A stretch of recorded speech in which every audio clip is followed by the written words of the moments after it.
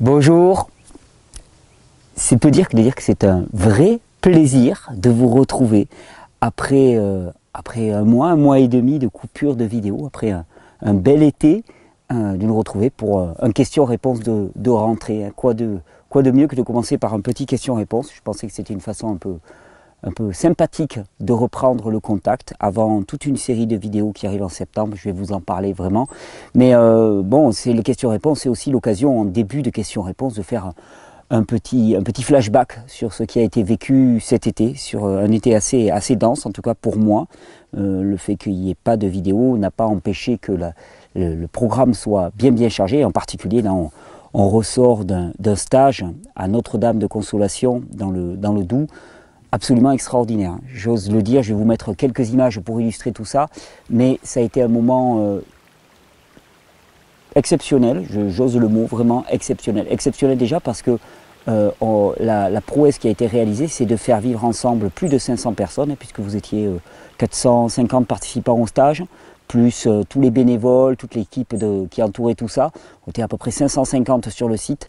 De faire vivre ça avec une organisation qui, je pense, de la vie de tous, a été juste excellente. Et je tiens à saluer vraiment les personnes et tous les bénévoles qui se sont investis pour faire en sorte que cet événement fonctionne bien, tant au point de vue logistique qu'au point de vue bienveillance et relations humaines, avec une ambiance vraiment extraordinaire. On a eu des moments vraiment incroyables de partage, de fraternité, de douceur.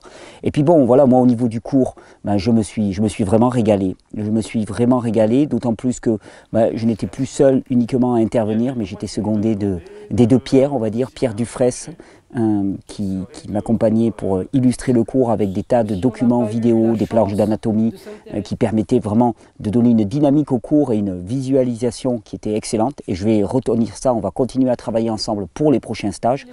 Et puis Pierre Etchard, que vous avez déjà vu en vidéo, qui est vraiment une immense aide pour moi, pour me permettre d'avoir un avis distancié sur ce que je transmets, un avis critique aussi, puisqu'il n'est pas avare de critiques, mais de critiques extrêmement constructives.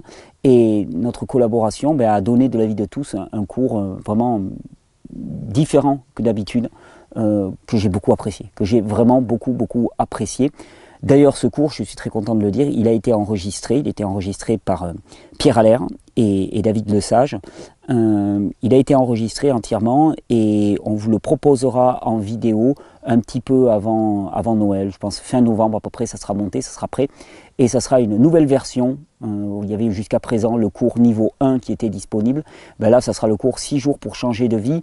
Avec cette année, j'ai vraiment réorganisé, j'ai fait table rase, je suis parti d'une feuille blanche et j'ai réorganisé un petit peu mes chapitres de manière à ce qu'il y ait une dynamique du cours, une cohérence qui soit encore plus grande que d'habitude. Et de l'avis de tous, eh bien, on y est arrivé. Et moi, en tout cas, j'ai pris beaucoup de plaisir à donner ce cours. Ça a été des échanges, malgré le nombre, on peut dire, et au contraire, ou grâce au nombre, des échanges extrêmement fructueux, extrêmement riches. Je pense que l'objectif qu'on s'était fixé a été atteint. Et cet objectif, bien, on va continuer à le développer de stage en stage, en s'améliorant, je l'espère.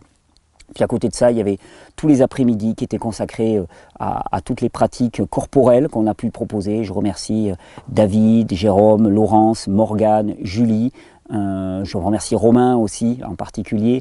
Je remercie Marie aussi de Bellicon qui était venue avec des tas de trampolines pour nous permettre de s'amuser avec les trampolines, d'expérimenter avec les trampolines. Je remercie aussi Daniel qui a fait la visite de tout le monastère. Et de toutes ces interventions, les après-midi en étaient riches, et puis bon, un parc, un cadre qui était juste exceptionnel. J'ai une pensée aussi émue pour toute l'équipe cuisine, on va dire, qui sont des gens avec qui j'avance depuis longtemps, des bénévoles pour la plupart, et vraiment toute ma gratitude.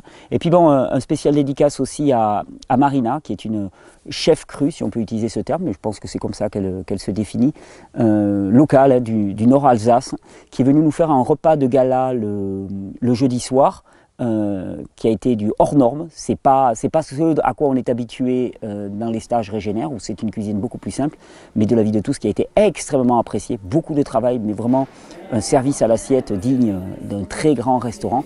Et je tenais à saluer le travail de Marina et de Yves qui l'a accompagné. Ils font des cours dans le nord de l'Alsace, ils proposent aussi des produits déshydratés, je vous mettrai le lien dans la description de cette vidéo, et vraiment son travail est à découvrir. Et puis voilà, mon équipe cuisine, si je me l'approprie, je pense à Morgane, à Jean-Michel, à Patrick, à News, à Régine, je vais en oublier, à Estelle, je vais en oublier d'autres, c'est certain, mais vraiment merci du fond du cœur. Merci pour le soutien, et puis merci à vous tous pour la belle réalisation de ces stages. Et d'ailleurs, en parlant de stages, je rappelle aussi qu'il y en a encore un cette année. Alors un peu hors norme, un peu différent, mais ça va se passer sur un bateau. Ça se passe début octobre, et dans cette croisière, je vais avoir la chance, alors non seulement d'être accompagné toujours des mêmes personnes, avec les 2 Pierres pour m'accompagner pour le cours. On va d'ailleurs retravailler ce qu'on avait fait déjà à Val de Consolation. On va le retravailler de manière à être encore plus pointu, aller plus droit au but dans ce que l'on veut dire, le changement radical de point de vue. Et puis il y aura Patrick Fontaine avec moi, Patrick qui va avoir son cours en tant que tel, et vraiment dans ce cours à Notre-Dame de Consolation, on en a beaucoup parlé de la dimension de l'intuition, de cette espèce de vérité intérieure qui se révèle à nous et qui devrait primer sur tous les avis extérieurs qui tournent autour de nous en permanence, la valeur de l'expérience aussi. Et Patrick va nous conduire vraiment au cœur de cette expérience, sur le plan spirituel, de l'esprit. Quand on dit spirituel, on dit quoi? On dit de l'esprit. Mais sur le plan de l'esprit, il va nous conduire au cœur d'une expérience directe, qui ne sera pas le fruit d'un dogme, d'une religion, de on-dit extérieur, mais d'une expérience propre à chacun à l'intérieur, qu'il pourra reconnaître comme vérité parce qu'elle est la sienne. Et ça va être une démarche qui est extraordinaire, que je voudrais ajouter au cours de plus en plus. On verra si Patrick est disponible pour les années suivantes, je le pense. En tout cas, je vais lui mettre la pression pour ça. Mais voilà, donc début octobre, il reste encore quelques places, je ne sais pas beaucoup, mais il reste encore quelques places pour ceux que ça intéresse. Croisière Sensorialis, je vais vous mettre le lien dans la description, et ça va être là encore un moment exceptionnel. Et puis à partir de là, on se retrouvera l'année prochaine pour des stages. On va vous les annoncer très à l'avance. J'espère fin octobre, on va annoncer les stages du printemps prochain, comme ça vous pourrez déjà boucler vos dates. A priori, ça va se passer sur les bords de la Méditerranée, sur la plage quasiment, du top, en pays catalan, ou quasiment catalan. Donc ça va être une belle nouvelle aussi pour moi. J'ai beaucoup apprécié Notre-Dame de Consolation. Peut-être qu'on y retournera l'année prochaine, c'est pas encore décidé, mais les premiers stages de l'année vont se passer sur la côte, pas loin de Perpignan, au nord de Perpignan, directement sur la plage, on va dire d'une certaine manière. Et puis grande nouvelle, là aussi on va vous annoncer les dates sous peu, les rencontres de la régénération, 2e édition l'été prochain, au mois de juillet prochain. On va remettre le couvert, plus grand, plus beau, plus festif encore que l'année dernière, avec un jour de plus. Je pense qu'on va faire 4 jours au lieu de 3 jours. Vous aviez été 3000, 3500, là je pense qu'on va avoir plus de place que ça encore, nettement. Moi, l'équipe d'organisation me demande de freiner. J'étais parti sur 10 000 places. On me dit non, on va les remplir, c'est certain, mais par contre, nous, au niveau organisation, on va pas suivre, on va grandir progressivement. Mais voilà, on va voir un peu le nombre de personnes, mais ça va être encore une très très grande fête. J'avais beaucoup d'annonces à faire en ce début de vidéo. Alors des tas de choses assez sympas, des rendez-vous que je vous donne. Par exemple, pour ceux qui sont dans le sud, eh bien, j'ai parlé pas mal de spiruline en début d'été. Je vous avais parlé un petit peu d'un atelier spiruline qui se passait chez moi, ainsi de suite. Eh bien, il y a une grande fête qui se passe ce samedi 16 septembre à partir de 10 h à la ferme de la Roquette. Donc c'est chez Gilles Planchon. Je vous mettrai le lien en description de la vidéo. Il y a ce qu'on appelle la spiruchonnade. La spiruchonnade, c'est la fête de la spiruline. Le nom vient d'un groupe de musique qui s'appelait les Spiruchons, qu'ils avaient créé lorsqu'ils avaient tourné particulièrement en Afrique. Et c'est une fête vraiment très joyeuse autour de la spiruline, avec cette année un focus particulier qui sera fait par une table ronde avec Johan Almacel, j'espère que j'estropie pas trop son nom, qui s'est beaucoup intéressé, qui a fait tout un mémoire sur la culture indoor, c'est la culture à l'intérieur des maisons de la spiruline. Et donc il y aura une grande table ronde, et puis il y aura de la fête, de la musique, de la distribution de spiruline. Ça se passe le 7 et le 8 octobre à la ferme de la Roquette. Pour s'inscrire, eh bien, il faut écrire au mail que je vais vous indiquer en dessous, Gilles Planchon, GILLESPLANCHON 9, gilleplanchon9@gmail.com, et je vais vous mettre un lien de toute façon en dessous de la vidéo pour que vous puissiez vous y rendre. J'y serai moi-même normalement, et ça va être une très très très grande fête. Donc voilà, ça c'était la bonne annonce. Ensuite, je m'étais mis... Ah oui, bien sûr. Petite annonce aussi. Avec Régénère, je m'intéresse de plus en plus à toutes les techniques autonomisantes au niveau de la santé, mais autonomisantes aussi au niveau de la maison, de l'habitat, de la production alimentaire, tout azimut. Et dans ce cadre-là, il y a une question qui m'intéresse beaucoup depuis longtemps, c'est la question du chauffage. Comment chauffer les maisons de manière efficace. Alors d'abord, optimiser la captation d'énergie venue de l'extérieur, ça on est d'accord. Mais ensuite, eh bien, comment rendre le chauffage, et particulièrement le chauffage au bois, efficace. Nos cheminées ont au maximum 60% de rendement, ça veut dire qu'il y a 40% dans l'air qui s'en va en chaleur et en gaz imbrûlé qui pollue l'atmosphère. Et depuis tout temps, je me suis renseigné et je me suis intéressé à des techniques de poêle qu'on appelle les rocket stoves. Les rocket stoves sont des poêles qui ont été inventés, je crois, aux États-Unis, de mémoire. En tout cas, qui ont une capacité à brûler le bois de manière ultra efficace, ce qui fait qu'à la sortie de la cheminée, on a un peu de chaleur, un peu de vapeur d'eau, mais aucun gaz imbrûlé, et ce n'est absolument pas toxique.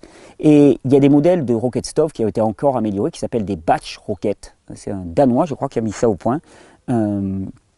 Et ça m'intéresse depuis très très longtemps. Et il se trouve qu'en France, il y a une personne, un trio même je dirais, Yacine, Bruno et Christophe, qui se sont spécialisés dans la construction et dans les chantiers participatifs de poêles de masse de type batch rocket et qui apprennent aux participants à construire eux-mêmes leurs poêles de A à Z. Même la ferronnerie, tout est vu dans un stage de 5 jours. Et il se trouve que fin septembre, du 23 au 27, je vais vous mettre la petite affiche, du 23 au 27, il y a un stage de construction de batch rocket qui se passe par chez moi même je dirais, et j'en suis très très très très content. Je serai moi-même participant au stage, c'est même moi qui vais faire la cuisine dans le stage, c'est moi qui assurerai ça, donc vous pouvez être sûr qu'il y aura j'espère mangue, banane, raisin et figues à gogo, en tout cas on va s'en charger, et des jus et des juices, ça va être le premier stage de ce type-là pour eux avec des jus. Je vais vous mettre toutes les coordonnées, il faut aller sur le site uzume-asso.org, uzume-asso.org. Il reste encore quelques places pour ce stage. J'en fais la pub délibérément parce que c'est un moment vraiment de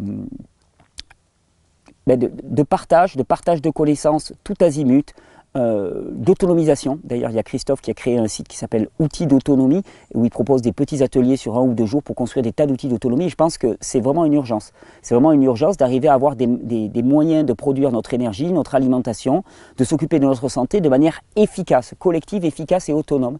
Et là, on est vraiment en plein dedans. Donc voilà. Bon, j'ai d'autres choses à annoncer, mais bon... non, remarque, non, vous voyez voir, si, on retrouvera Terra Incognita cette année. Je pense que je vais vous proposer quelques belles surprises. Ça commencera fin novembre, début décembre. Vous savez, les 3 semaines qu'on passe ensemble à la découverte d'une terre inconnue.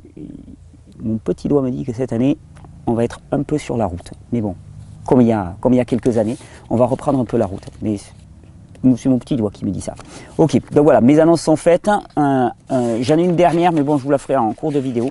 Mes annonces sont faites, donc stage consolation, stage sur le bateau, les vidéos qui arrivent des stages de consolation pour fin novembre à peu près, elles seront disponibles en ligne pour fin novembre, et on a eu un choix délibéré, c'est-à-dire d'utiliser des moyens techniques plus légers que la précédente réalisation, ce qui fait que le coût de la réalisation est moindre, tout en ayant une qualité qui est largement suffisante pour le cours, et ce qui veut dire qu'on va pouvoir le distribuer à pas cher du tout, et ça je suis très très très content.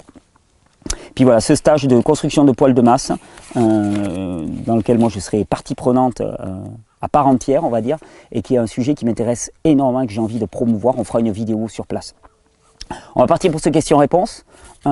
Question-réponse muni d'un juice. Alors, petite recette de jus que je vais vous faire là bientôt, qui est, ça ressemble à du jus de carotte, mais ce n'est pas que du jus de carotte.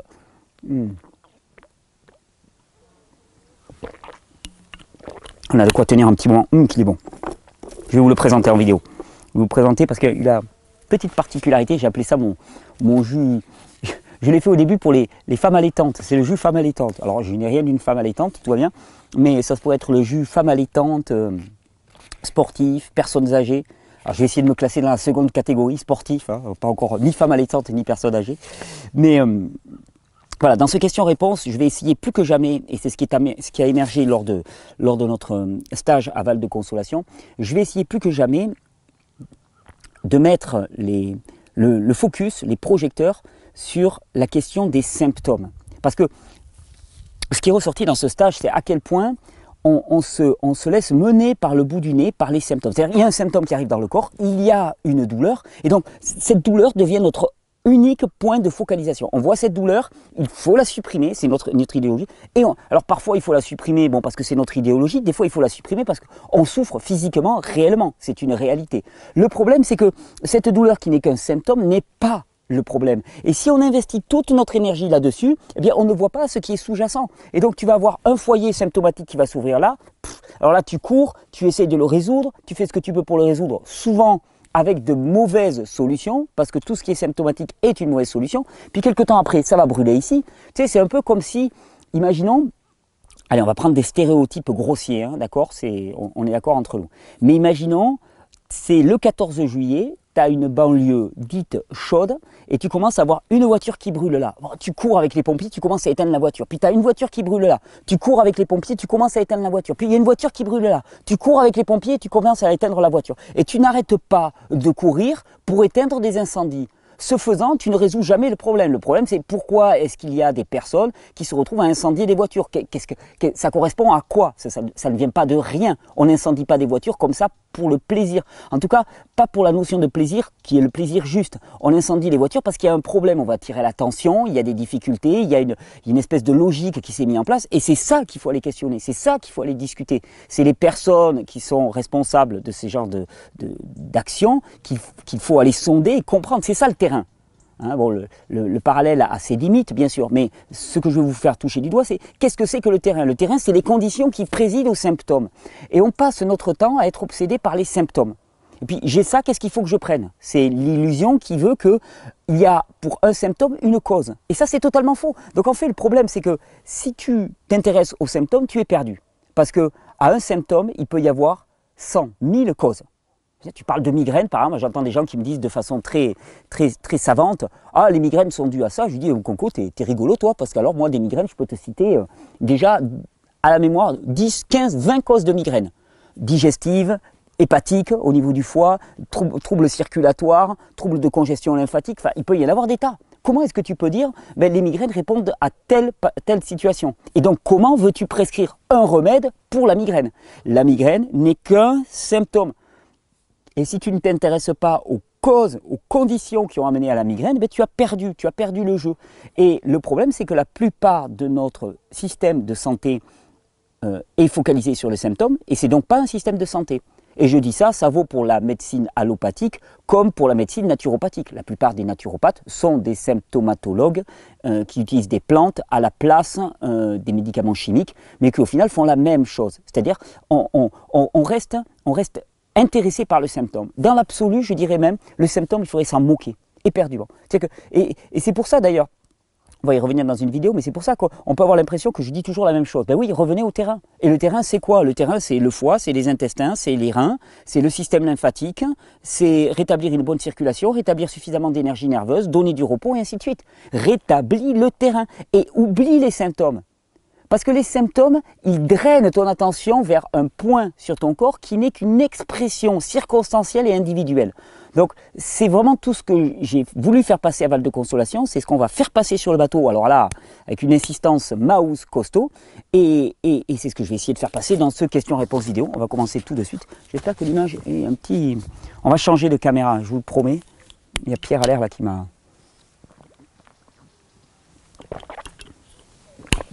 m'a branché sur un nouveau type de caméra, et ça sera mieux parce que celle-là elle commence à être très vieille et il y a des effets de contre-jour pas faciles. Je suis désolé par avance, mais bon, je pense que ça conviendra. Allez, on va commencer avec une question d'Élodie. Je regarde où j'en suis au niveau horaire. Bon, ok, on est bon. 2 petites heures maximum devant moi là. Élodie, question d'histamine. Alors déjà, je tiens à vous remercier tous pour vos questions, ça me touche énormément, toujours, cette dynamique de questions. D'ailleurs, je vais vous l'annoncer bientôt, mais je pense que j'ai de plus en plus de mal à répondre aux emails. À toutes les questions qui viennent par email. Pour moi, c'est fatigant. La relation par Internet, elle est épuisante. Ça ne me convient pas, me convient de moins en moins. Par contre, je pense que je vais consacrer au moins une journée par mois à être disponible dans les Pyrénées-Orientales. Et tous ceux qui voudront venir poser des questions, échanger, pourront le venir. Je vous annoncerai ça tout bientôt. Mais je pense un vendredi par mois, par exemple, et bien, depuis le début de l'après-midi jusqu'à la soirée, ben, je vous donne rendez-vous quelque part, bien sûr gratuitement, enfin, vous savez comment ça se passe ici, hein. Il n'est pas question de monnayer le savoir. Et je vous donne rendez-vous et on passe du temps à échanger, à discuter, à confronter nos points de vue. Je pense que ce sera beaucoup plus intéressant et ça va me permettre moi d'alléger un petit peu ma charge de travail sur Internet, ce qui ne va pas me déplaire. Donc, question d'Élodie. Histamine et salicylate. Bonjour, que pensez-vous des intolérances à l'histamine et au salicylate dues à un régime frugivore et un excès de jus fruits et légumes, ainsi qu'à la perte de cheveux massive associée avec ce genre de régime? Ouh, j'imagine que ça c'est du commentaire polémique. Déjà quand on me dit vous, quand on me dit pas tu, tout de suite c'est quand on me dit Monsieur Casasnovas ou vous, ça craint. Déjà ça craint. Alors qu'est-ce que je pense? Alors, ce que je pense en vérité ça n'a aucune importance. C'est que peut-on dire? Que peut-on dire des intolérances à l'histamine et au salicylate dues à un régime frugivore? Alors dues à un régime frugivore, enfin, je veux dire, on peut lancer n'importe quelle assertion.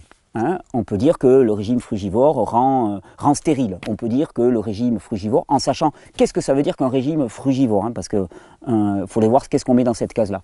Mais on peut dire que le régime frugivore rend aveugle, rend chauve, rend tout ce que tu veux. Le truc, c'est qu'on peut avancer n'importe quoi. Hein, la médisance et la calomnie, voire le ragot, n'ont jamais de limite. Le truc, c'est qu'il faut pouvoir l'appuyer. Donc, je n'ai jamais vu quoi que ce soit qui puisse justifier qu'un régime frugivore va conduire à une intolérance à l'histamine et au salicylate. Alors, déjà, première question, qu'est-ce que sont que les histamines et les salicylates?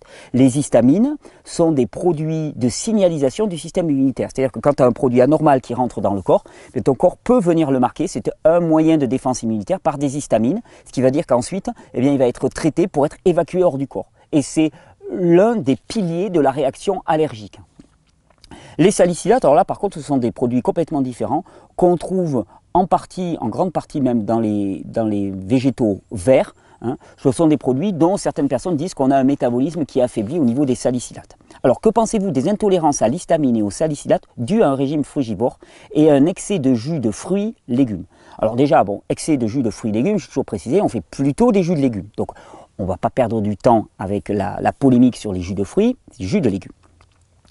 Je ne pense pas, je ne vois aucun élément qui me puisse permettre de penser et je ne vois aucune chose dans mon expérience qui me permette de croire qu'il peut y avoir une intolérance développée à l'histamine et au salicylate. Et surtout, je vais te dire, ce qui est assez rigolo là-dedans, c'est que les principales sources d'histamine extérieures, parce qu'il y a les histamines qui sont produites par le corps comme marqueurs de la réaction d'immunité d'une certaine manière, hein, comme marqueur de la réaction d'allergie, et puis il y a des histamines qui peuvent être présents dans les aliments que nous allons consommer. Et dans quoi trouve-t-on des histamines? Particulièrement dans la charcuterie, dans les fromages, dans tous les produits fermentés, les produits animaux fermentés en particulier, et certainement pas dans les fruits et légumes. Donc déjà, intolérance à l'histamine dans un régime frugivore, étant donné que tu privilégies quand même beaucoup plus les fruits et les légumes, elle devrait être largement diminuée. Et l'intolérance au salicylate, alors, un excès, ça j'en ai déjà parlé, hein, un excès de légumes verts sous forme de jus en utilisant toujours le même produit pourrait conduire potentiellement à un excès de salicylate. Alors après je vais te dire, hein, globalement, sur le nombre de personnes que je vois prendre des jus, on va dire que 99,9% en tirent que des bienfaits pour peut-être 0,1% potentiel qui pourrait voir un excès de salicylate par monoproduit. C'est-à-dire que si tu consommes toujours du jus d'épinard toute ta vie, tout le temps, peut-être que tu peux avoir une accumulation. Ça, je suis d'accord. C'est pour ça que dans la vidéo que j'avais intitulée 10 erreurs massives ou 10 erreurs, les 10 choses à ne pas faire avec les jus, j'avais bien dit variez particulièrement vos légumes verts. Tournez sans cesse de manière à ne pas avoir cette accumulation de nutriments et de salicylate en particulier. Après, bon, je ne vais pas revenir sur la notion d'intolérance, mais la notion d'intolérance, elle n'est jamais liée au produit lui-même. C'est-à-dire que tu as des gens qui disent « Ah, mais moi je suis intolérant aux produits laitiers, moi je suis intolérant au gluten, moi je suis intolérant aux cacahuètes et aux arachides. » Mais là-dedans, on a tendance à voir le produit comme étant nocif, mauvais. Et on oublie que c'est toujours la relation entre un produit et un organisme. Qu'est-ce qui fait que certains vont être intolérants aux arachides et d'autres non? S'il y en a qui peuvent être intolérants et d'autres non, ça veut bien dire que les arachides ne sont pas le problème en tant que tel. C'est la relation que l'arachide va pouvoir avoir avec toi. Et donc ça dépend de ton terrain. Et toujours cette façon de reprocher à un régime alimentaire ou à un aliment des caractéristiques, on rentre dans la pensée magique. C'est-à-dire qu'un aliment a des propriétés, soit en positif, soit en négatif. Ne mangez pas cet aliment où il va vous arriver ça. Mangez cet aliment où il va vous arriver ça. Et le monde en est plein. Quand tu vas sur les sites internet, qu'est-ce que tu vois? Tu vois partout des petits bandeaux et ça marche. Ça attire le chaland. Moi, si je te dis, si tu veux être en pleine santé, mange 5 fois par jour cet aliment. Sérieusement, je vais cartonner avec une vidéo comme ça. Pourquoi? Parce que c'est facile, ça ne demande pas d'effort. Tu te dis, je mange cet aliment 5 fois par jour et ça va aller. Mais ça ne marche pas. Ça marche pas. Déjà, pour une bonne et simple raison que c'est le fruit d'une interaction entre un aliment et un corps. C'est-à-dire si tu ne le digères pas de manière complète, cet aliment va pouvoir se trouver être nocif, entre guillemets, pour ton corps, surtout si ton système éliminatif ne fonctionne pas. Première chose. Deuxième chose qui est essentielle, c'est que quand on parle d'alimentation humaine, on pense toujours à ce qu'on met dans la bouche. Mais ce qu'on met dans la bouche n'est qu'une part, et selon certains même une part congrue, de ce que nous mangeons au quotidien. Nous mangeons nos relations, nous mangeons notre environnement, nous mangeons l'air dans lequel nous évoluons, nous mangeons la passion que nous mettons dans notre activité, nous mangeons nos relations familiales. Tout ça, ce sont autant de choses que nous mangeons. Et le problème, c'est que dès que quelque chose va mal, on accuse le régime alimentaire. C'est ton régime alimentaire. Mais quelque part, comme dit l'expression, quand on veut tuer son chien, on l'accuse d'avoir la rage. Donc là, dans ce genre de message, Elodie, je ne sais même pas si tu écouteras la réponse, peu importe, mais dans ce genre de message, ce que je vois, c'est juste un procès à charge.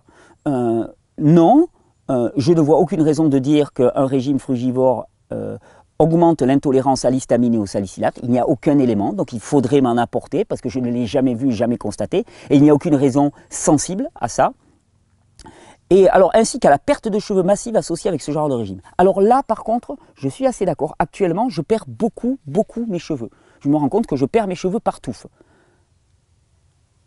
C'est peut-être lié aussi au fait que mon petit de 6 mois, d'un seul coup, a développé une forte attirance pour mes cheveux et pour ma barbe. Vous avez vu les petits gamins de 6 mois, ils s'y accrochent. Et donc, ils m'arrachent mes cheveux. Mais bon, vu que j'ai un régime type frugivore, on va en conclure que c'est mon régime frugivore qui me fait perdre mes cheveux. Là aussi, sur le ton humoristique, la perte de cheveux massive associée avec ce genre de régime. Je ne sais pas où tu as vu une perte de cheveux massive associée avec ce genre de régime. C'est surtout ce qui est présent là-dedans. Excusez-moi, je vais perdre quelques cheveux en plus. Non, mais ce qui est présent là-dedans, c'est l'idée, en fait, globalement, et sans être vulgaire, que la plupart des gens qui adoptent ça sont juste totalement stupides. C'est-à-dire, ils changent leur régime alimentaire, ils vont développer des allergies aux salicylates et aux histamines, ils vont perdre leurs cheveux, mais ils continuent. Globalement, c'est juste stupide. C'est juste stupide. Tu comprends bien que si il était notoirement associé à ce type de régime une perte de cheveux, la plupart des gens arrêteraient rapidement. Là aussi, la perte de cheveux, la pousse, la croissance des cheveux et ou la perte des cheveux n'est qu'un symptôme et n'est jamais monocausal. Comment veux-tu qu'un régime alimentaire favorise ou ne favorise pas la perte des cheveux? Un régime alimentaire va pouvoir apporter par exemple des nutriments qui sont excellents pour la pousse des cheveux et bombarder le corps avec des micronutriments comme le fait quelqu'un qui s'orienterait massivement vers les fruits et les légumes. C'est certainement le meilleur moyen de donner des matériaux pour la pousse des cheveux, mais la pousse des cheveux, ça demande aussi une circulation sanguine adéquate qui monte jusqu'au cerveau. Ça demande un milieu cérébral qui est un milieu... Oui, un milieu cérébral, qui est suffisamment décongestionné. Ça demande au niveau hormonal, au niveau nerveux, suffisamment de patates. Enfin, ça demande énormément de facteurs corrélés et on ne peut pas dire, c'est faux, qu'un régime alimentaire soit à l'origine de la pousse ou de la perte de cheveux. Un mode de vie, oui. Un mode de vie, oui, je pourrais le dire. Si tu choisis un mode de vie qui est basé sur le stress, l'épuisement, une nourriture dévitalisée, transformée, un environnement pollué, il y a toutes les chances que tu perdes tes cheveux. Parce que là, tu auras fait ce que moi j'appelle choisir la mort. Stress, épuisement, nourriture dévitalisée, environnement pollué. Ce ne sont pas des conditions de vie. Et à côté de ça, si tu fais le choix d'un régime alimentaire qui est basé sur énormément de fruits et de légumes et d'aliments entiers, peu transformés, donc tu vas avoir un plein de micronutriments, sur du repos, un cadre de vie dans lequel tu t'épanouis, des relations humaines qui sont douces et bienveillantes, un environnement dans lequel tu te nourris réellement, eh bien là, tu auras choisi la vie et donc tu vas favoriser tous les processus de vie en toi, y compris la pousse de cheveux. Est-ce que ça sera suffisant? Non, par contre c'est nécessaire.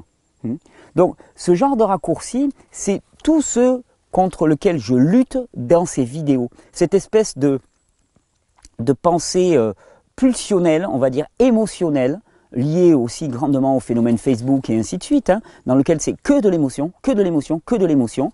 On lance des choses, alors le régime alimentaire, le régime frugivore fait ceci, fait cela, fait ceci, fait cela. C'est grotesque. De la même manière que les personnes qui te disent « oui, mange frugivore et toute ta vie va être réglée ». C'est faux, c'est absolument faux. Si tu as des traumas de type spirituel, je veux dire, ça ne va pas résoudre tes traumas de type spirituel. Par contre, sur le plan physique, ça peut bien retaper l'individu. Ça peut participer, si c'est bien fait, à la bonne vitesse, sans aller trop vite.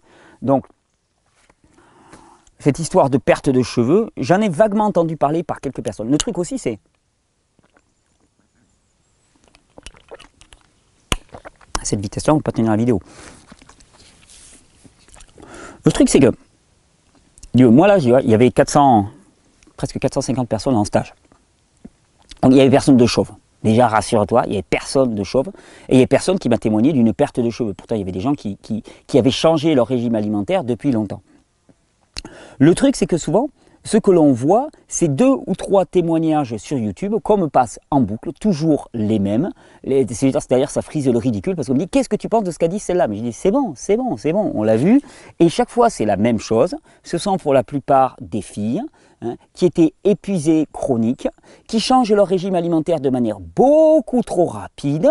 Et ce faisant, on sait très bien que quand il y a une perte de poids massive ou quand il y a un changement des conditions de vie, et pas que alimentaire, tu as des gens qui perdent leurs cheveux simplement en déménageant ou en changeant de travail. Des personnes qui ont un système adaptatif qui est faiblard, qui ensuite se retrouvent face à une situation qui leur demande une adaptation.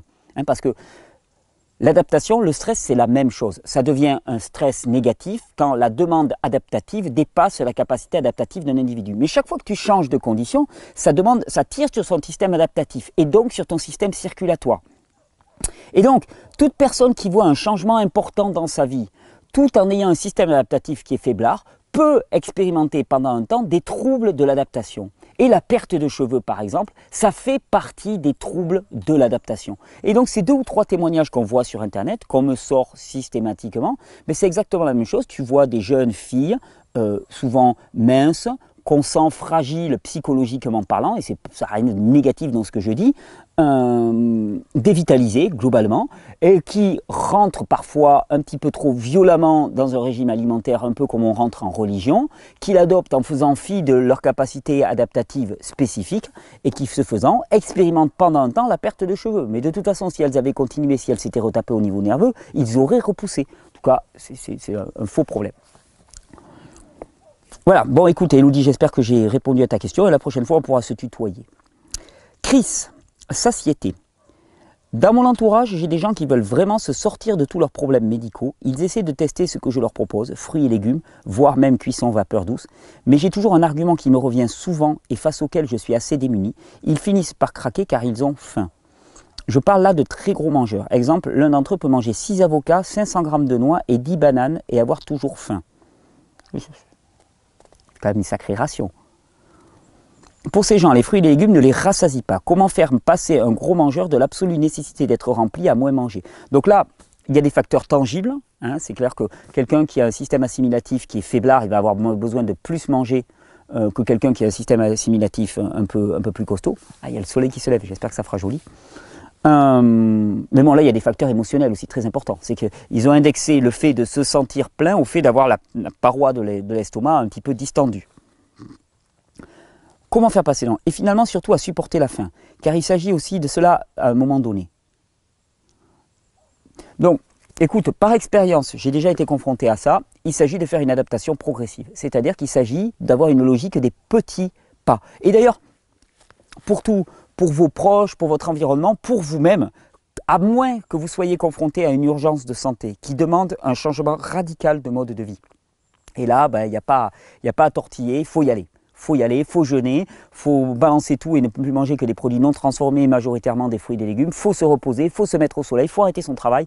Enfin, je veux dire, voilà, si tu as une urgence de santé qui est catastrophique, il faut réagir de manière rapide. Mais si ce n'est pas le cas, et si tu as du temps, prends ton temps. prends ton temps, y compris pour le changement de régime alimentaire. Commence, tu vois, moi ce que je dirais toujours, c'est pour des personnes comme ça qui ont du mal à se sentir rassasiées, commence par rajouter. Ils ont envie de beaucoup, mais commence à rajouter. Commence à rajouter quoi? Ben, par exemple, juice, des jus. Ça marche très très bien. Je ne vais pas boire à nouveau. Ça marche très très bien. Tu rajoutes un verre de jus avant chaque repas. Et ce faisant petit à petit, à l'échelle de quelques semaines, il y a des grandes chances que tu vois, comme je l'ai très souvent constaté, que les personnes commencent à diminuer leur ration alimentaire, petit à petit. Puis à un moment, tu touches à un aliment. Hein, tu commences à diminuer la quantité de féculents et tu remplaces par un peu plus de fruits. Enfin, et ainsi de suite. Tu vois, du progressif. Alors ça va peut-être demander 6 mois, 1 an et demi, mais au final, il vaut mieux consacrer 1 an et demi à faire un changement alimentaire progressif que de ne pas le faire. C'est du pragmatisme pur. Donc, quand des personnes sont indexées sur des très mauvaises habitudes, y compris au niveau alimentaire, ce que je propose pour éviter le côté frontal, la peur qui monte, l'angoisse, l'anxiété et donc les perceptions purement émotionnelles, ce que je recommande, c'est une adaptation progressive. Avancer progressivement, de manière à recevoir ce qu'il faut comme nutriment. Ok, j'espère que j'aurai répondu, donc vas-y doux. Vas-y tout doux, et sois satisfaite des petites avancées. Tu sais, le risque, c'est aussi quand on a nos proches, imagine, tu as changé de régime alimentaire, tu dors mieux, tu vas mieux à la toilette, hein, tu n'as plus de problème de peau, tu n'as plus mal à la tête, tu te sens beaucoup plus en forme, beaucoup plus positif, problèmes de cholestérol, d'hypertension que tu avais ont été résolus.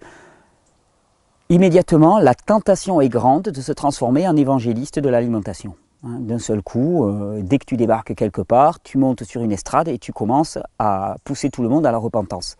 Je le comprends, mais quelque part, dis-toi que avec ces méthodes-là, tu ne toucheras que des personnes qui sont déjà convaincues. Alors, c'est bien, mais dis-toi que ça n'apportera personne de plus, ou quasiment personne de plus, par ces techniques-là.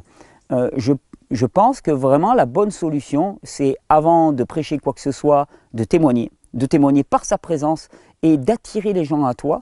Et si tu as envie de leur proposer, eh bien de leur proposer quelque chose en plus. De leur dire, tiens, moi regarde, les jus de légumes, ça m'a fait un bien pas possible, ça te dirait d'en prendre un avec moi avant le repas? Un petit jus, tiens, je t'ai fait un petit jus de carottes, je te dis pas quoi, tu croyais que tu allais avoir la recette. Hein. Je suis reposé, je suis attentif. Une vidéo ou deux, puis je vous la fais la recette. Mais tiens, regarde, je me suis fait un petit jus de carottes, t'as envie de le partager avec moi?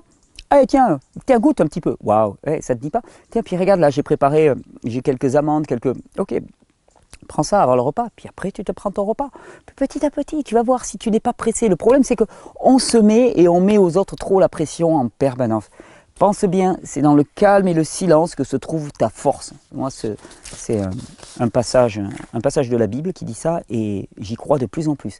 C'est dans le calme et le silence que se trouve ta force. Donc, être paisible, avancer paisiblement avec soi-même et avec les autres. Question de René. Complot mondial. Bonjour Thierry.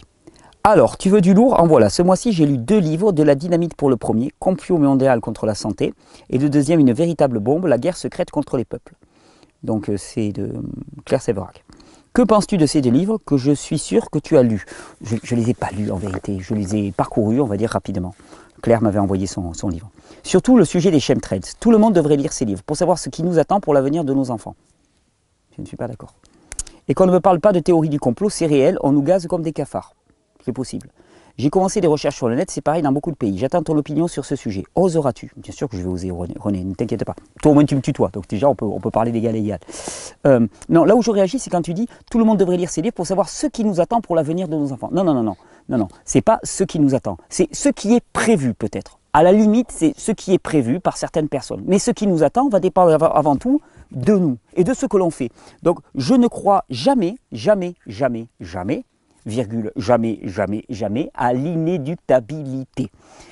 Et c'est vrai que je ne parle pas trop de ces sujets parce que malheureusement, j'ai l'impression qu'ils nous font nous obstiner, enfin nous bloquer dans une forme de peur, d'inquiétude, d'angoisse et de paralysie. Parce que quand tu vois toute la MERDE qui se passe à l'échelle de la planète, et encore, tu as la guerre secrète contre les peuples et ainsi de suite, mais nous, on est en France, on est des nantis, on est des bourgeois de par nos conditions de vie, parce que les mêmes livres appliqués à des pays comme l'Iran, la Syrie, où je ne te passe pas des tas de républiques d'ex-URSS, ainsi de suite, ou des pays d'Afrique centrale, enfin je veux dire, ils le liraient d'une façon encore plus dure. Hein.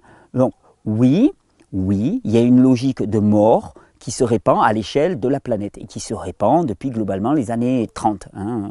Marrant parce que pendant le cours, on reparlait un petit peu de la reconversion des industries de l'armement de guerre, les industries du Troisième Reich, pour produire des antibiotiques. Et Marie de Bellicon là, nous reprécisait qu'en fait, Bayer, l'entreprise Bayer qui a été fondée dans les années 1870 ou 1880, a été fusionnée avec d'autres entreprises pour former comment on dit ça, un conglomérat, je ne sais plus comment on dit, qui s'appelle IG Farben, juste avant la Seconde Guerre mondiale. Et IG Farben, sa spécialisation, c'était produire les gaz de combat et les gaz qui ont servi dans les chambres en gaz. Donc, et ensuite, c'est redevenu Bayer, producteur d'antibiotiques et ainsi de suite. Donc, la même logique de la mort se répand à l'échelle du monde. Et la guerre secrète contre les peuples, les chemtrails, comme on dit, la géo-ingénierie, donc c'est-à-dire le contrôle du climat en balançant des produits chimiques dans l'atmosphère, les pesticides, les fongicides, les antibiotiques, tout cela participe à la même logique de mort. Hein. Par contre, je ne suis pas persuadé. Il est important de le savoir, je pense, mais pas d'y rester bloqué trop longtemps. Je veux dire, lire des livres sur l'abomination du monde actuel, ça n'a jamais fait en sorte qu'on puisse changer quoi que ce soit à la donne. Or, je pense qu'on n'a pas besoin actuellement de s'exclamer, de défiler en disant « Vous nous faites un monde de merde, vous nous faites… » Non, attends, il faut agir. Il faut agir globalement. Et pour moi, la meilleure façon d'agir, c'est de prendre le maquis.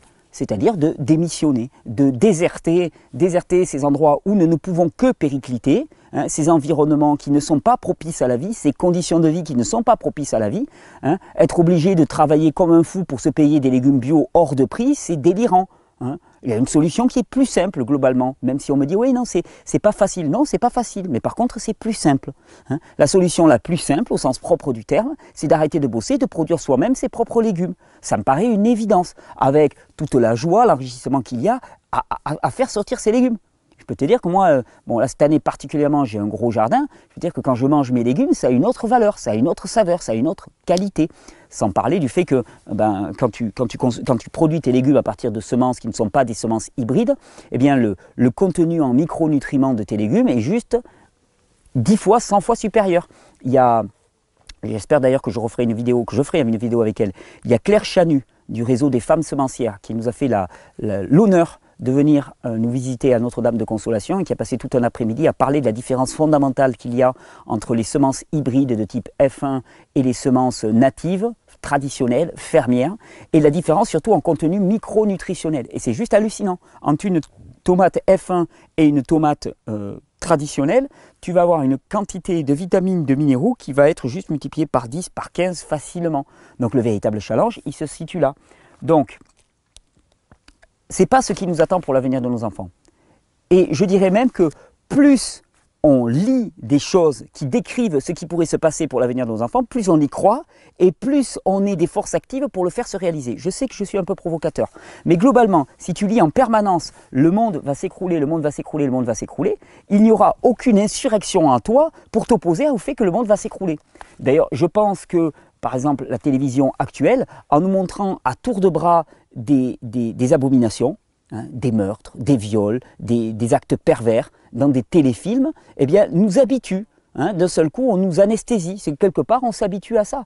Et le nombre de films, par exemple, actuellement, de films d'anticipation qui nous montrent une extinction massive de l'humanité dans lequel il n'y a plus que quelques survivants dans un monde où les 3/4 de l'humanité ont été détruits, pour moi, c'est une tentative perverse d'habituer nos imaginaires à quelque chose qu'on va trouver normal. Mais c'est pas normal. Et c'est pour ça que je pense que les personnes qui sont pour ou les personnes qui sont contre, toutes participent malgré elles à la progression de cette idéologie. Et je pense que c'est important de ne pas y rester bloqué longtemps, de ne pas l'ignorer, et encore,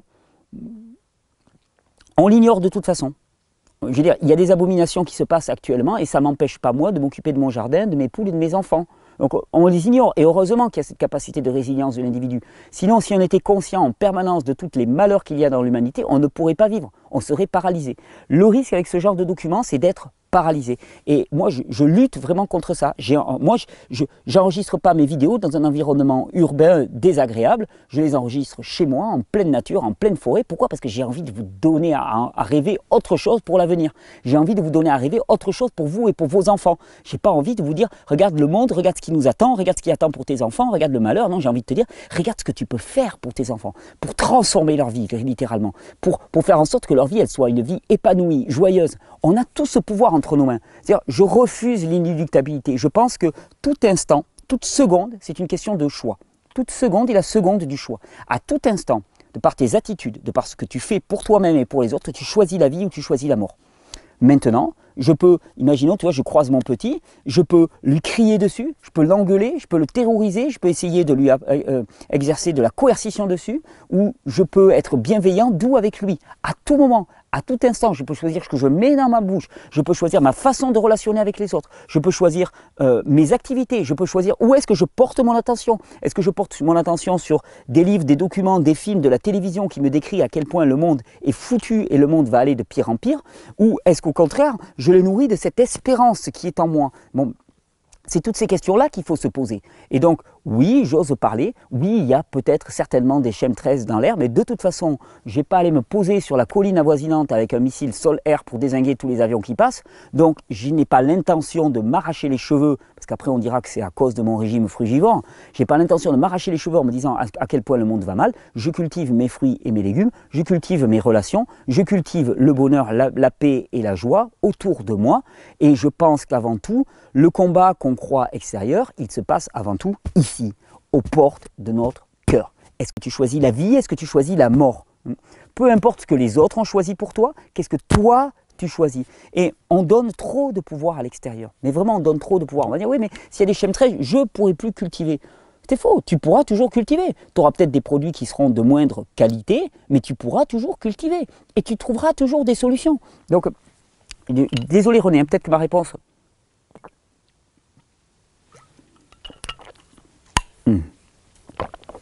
Peut-être que ma réponse ne te convient pas, mais je te dis ça avec le cœur, sincèrement. Tu m'as tutoyé, tu ne m'as pas vouvoyé, donc je sens que ce n'est pas pour me planter. Donc je te dis ça avec le cœur, sincèrement. Tu vas te détruire la santé, tu vas te détruire le moral et tu vas détruire ta vie en te nourrissant avec des nourritures de mort. Parce que mine de rien, et je pense que, et franchement, Claire est quelqu'un que j'aime, que j'aime, toujours. Mon amour pour elle ne change pas au fait qu'elle soit vivante ou morte. Claire est quelqu'un que j'aime énormément. On a passé quand même quelques temps ensemble et je l'appréciais beaucoup.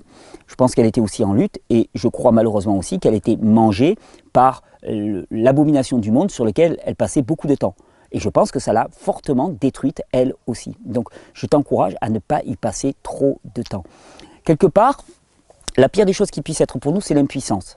Alors, s'intéresser à ce qui est du domaine de nos compétences et de notre capacité à agir, je trouve ça intéressant.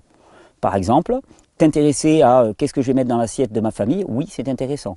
T'intéresser à est-ce que je vais envoyer mes enfants à l'école ou est-ce que je vais m'occuper moi-même de leur éducation, ça, c'est intéressant. T'intéresser à tes moyens de transport, ça, c'est intéressant. Tu as un moyen d'agir. Par contre, porter ton attention sur tout ce sur quoi tu es impuissant, c'est favoriser le stress, la paralysie et au final, le catabolisme et la destruction de l'individu. Donc, je t'encourage vraiment à garder tes yeux braqués sur une espérance, sur une foi, et cette espérance et cette foi, à qui? Et d'ailleurs, ça va me permettre de faire ma dernière petite annonce à ce sujet-là. Quand je vous dis qu'au cinéma, finalement, la plupart des films que l'on voit sont des films qui promeuvent, d'une certaine manière, qui nous habituent à un avenir détestable, un avenir nauséabond. Il est bien loin le temps de La Belle Verte, de Colin Serrault, un film qui nous fait rêver sur le monde à venir. C'est de plus en plus rare, malheureusement. Là, on te dit, voilà le monde de demain. Et le monde de demain, il est sombre, ténébreux, rempli de machines et de machines humaines. Et là, là, il y a un complot, mais il y a un complot qui se passe dans nos imaginaires, je vous le dis carrément. Et il se trouve que il y a des gens qui essaient de faire autrement. Et j'ai rencontré quelqu'un qui s'appelle Alex Ferrini, un grand gaillard, jeune, grand gaillard, avec une caméra, et qui m'a proposé, il y a un an de ça, même un peu plus d'un an de ça, parce qu'on les a tourné les images l'année dernière déjà, qui m'a proposé de réaliser un film pour le cinéma, pour diffusion en cinéma, qui s'appellerait Régénération, qui serait un film autant de témoignages, une sorte de road movie, dans lequel je suis l'acteur principal sans l'être. Il a réalisé quelque chose de pas mal, parce qu'on est loin de voir que moi, même je dirais que je passe souvent en second plan. J'explique ce que c'est que cette capacité inhérente du vivant, je la mets en lumière, et au travers de témoignages magnifiques, de scientifiques aussi qu'il est allé voir pour les interroger, pour donner une caution et une assise scientifique à tout ça. Eh bien, il a réalisé un magnifique film qui s'appelle Régénération, qu'il est venu me présenter en début d'été. On l'a diffusé dans ma grange, on s'est fait du cinéma sur les bottes de paille, c'était la grande classe, le ciné ferme on va dire. On a projeté le film Régénération qu'on a beaucoup aimé. Et donc le film est quasiment terminé. Je prends son papier parce qu'il me l'avait envoyé. Le film est quasiment terminé. Il manque un petit peu de financement pour terminer le traitement du film, pour lui permettre une diffusion en cinéma. Là, actuellement, il a une diffusion en vidéo possible. Donc il faut de la masterisation du son, il nous faut des droits sur certaines images qu'on a utilisées pour illustrer le biote intestinal, et ces images sont payantes. Voilà, il faut du travail en montage encore un petit peu. Je crois qu'il a estimé l'enveloppe, qui est vraiment pas grand-chose pour un film distribué en cinéma, à 15 000 € à peu près. Et donc, il lance ce qu'on appelle un crowdfunding. Donc, il se fonde sur la crowd. La crowd, c'est la foule. Donc, en fait, c'est un financement participatif. Il lance un crowdfunding. Je mettrai le lien en dessous. C'est sur KissKissBankBank. La date de fin du crowdfunding se termine le 22 octobre. Et vraiment, je vous encourage, même avec peu, à venir participer à ce projet pour qu'un film sur la régénération puisse être diffusé au cinéma. Il pourrait être diffusé l'année prochaine, en 2018. Les gens qui produisent ce film, la boîte de production, sont ceux qui ont aussi produit le film L'éveil de la permaculture, entre autres. Il y avait notre aventure intérieure aussi, qu'avait réalisé Alex aussi. Enfin bon, pas mal de films engagés, de films qui font rêver, des films qui sont là pour promouvoir un imaginaire nouveau, un imaginaire d'espérance. Donc je vous mets le lien, je vous en reparlerai de ce film. Vous pouvez aller voir sur le site, la KissKissBankBank, la Régénération, le crowdfunding. Vous verrez, j'ai fait une petite vidéo pour expliquer le projet. Donc une petite vidéo de 4 minutes où je vous explique le projet. Et je vous encourage vraiment à aller soutenir une telle démarche. Voilà. Ok, allez, on passe à autre chose. Brigitte me pose une question sur la boulimie. Pourrais-tu parler des conséquences physiologiques des dizaines d'années de boulimie avec vomissement? Et comment se régénérer derrière, en particulier au niveau des surrénales, frilosité très intense, sauf à température de 35 degrés. Alors, le mois de septembre, la seconde moitié du mois de septembre, là il me faut encore quelques jours de préparation, va être consacré vraiment de façon exclusive à l'angoisse, aux troubles obsessionnels du comportement, anorexie, boulimie, attaque de panique, comportement d'autodestruction. Et on va essayer d'aborder ça d'une manière physiologique, comme j'ai l'habitude, de manière très efficace, je pense, vraiment. J'ai des choses à dire à ce sujet-là, j'ai des propositions à faire. On va voir que vraiment il faut considérer que l'individu, il a deux piliers essentiels, un pilier physique, un pilier corporel, un pilier physiologique on va dire, et puis un pilier spirituel, du domaine de l'esprit, spirituel ne veut pas dire religieux, spirituel, et que ces deux piliers-là sont essentiels, et que un dysfonctionnement de l'un peut suffire à créer une situation dans laquelle il va y avoir cette forme de réponse symptomatique, parce que la boulimie n'est qu'un symptôme. La boulimie n'est qu'un symptôme. L'anorexie n'est qu'un symptôme. Les troubles, les attaques de panique ne sont que des symptômes. Les troubles obsessionnels du comportement, comme la colère, ne sont que des symptômes. La plupart de nos émotions, voire je dirais la totalité de nos émotions, ne sont que des symptômes. Et c'est pour ça que je ne vais pas vous encourager à passer du temps sur quelque chose qui n'est qu'un symptôme, mais aller voir le terrain. Et le terrain, c'est toujours le pilier du corps, le pilier de l'esprit. Rectifier ces deux piliers, les renforcer, les armer, un petit peu comme si tu avais les piliers d'un pont et que tu mettais un ferraillage en métal pour le renforcer. Et on verra qu'est-ce que c'est que le ferraillage au niveau du corps et qu'est-ce que c'est que le ferraillage au niveau de l'esprit. C'est faire en sorte que ces deux piliers tiennent bien. Et ne pas s'intéresser aux émotions ou aux comportements qui ne sont que les symptômes de ça. Alors, donc on va y consacrer du temps pour répondre spécifiquement à ta question. Des conséquences physiologiques de dizaines d'années de boulimie avec vomissement. Donc, quand il y a un vomissement, c'est un moment qui demande énormément d'énergie au corps. C'est un catharsis, le vomissement. Donc, effectivement, ça demande énormément d'énergie nerveuse et on se retrouve épuisé juste après ça. Des années et des années de boulimie conduisent à l'épuisement des individus.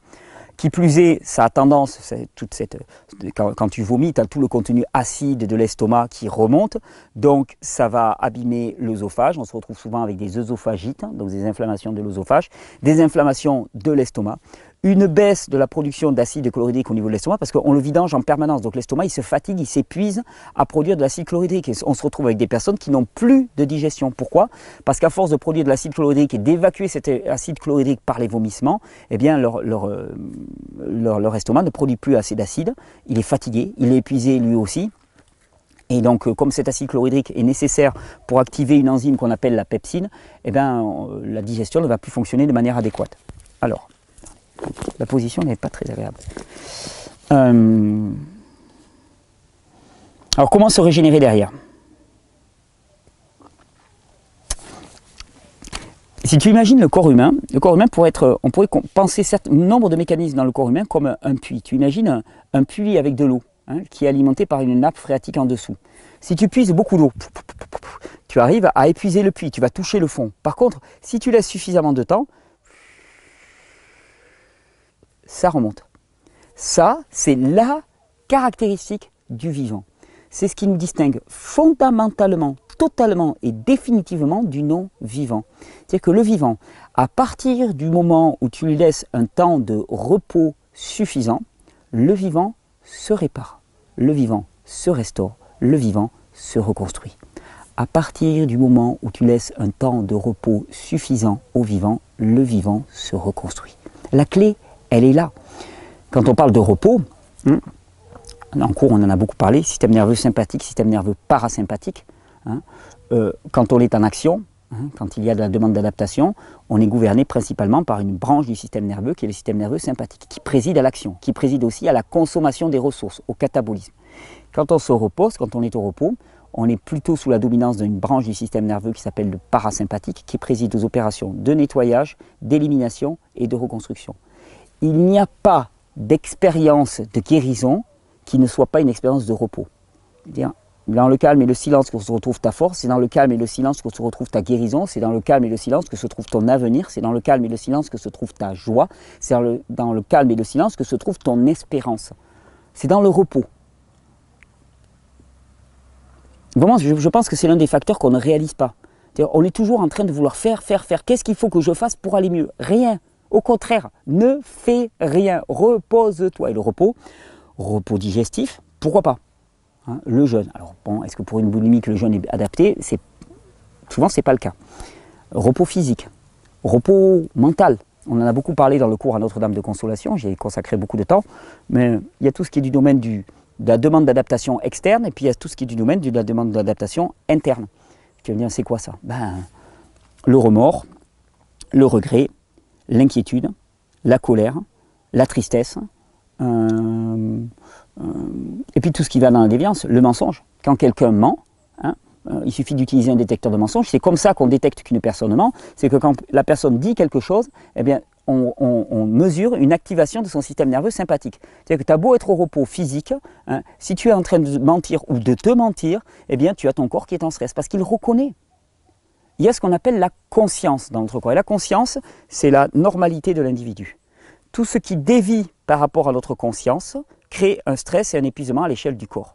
Donc tu as beau être au repos complet, si en toi par exemple il y a de la colère. Or la colère par exemple n'est pas quelque chose de normal. Alors il y a la colère qui nous met en action et tout. Moi je te parle de la colère du style aigreur, rancœur vis-à-vis de quelqu'un. Mais ça nous bouffe, ça nous détruit littéralement.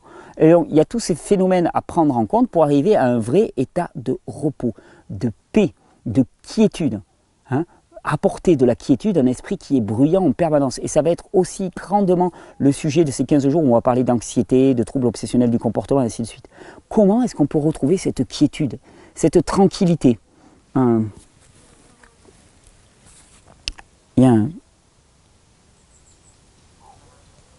vous inquiétez pas, il est hors ligne, mais c'est juste si je voulais te citer quelque chose. Hop. J'aime beaucoup les psaumes. Les psaumes sont des écrits du roi David.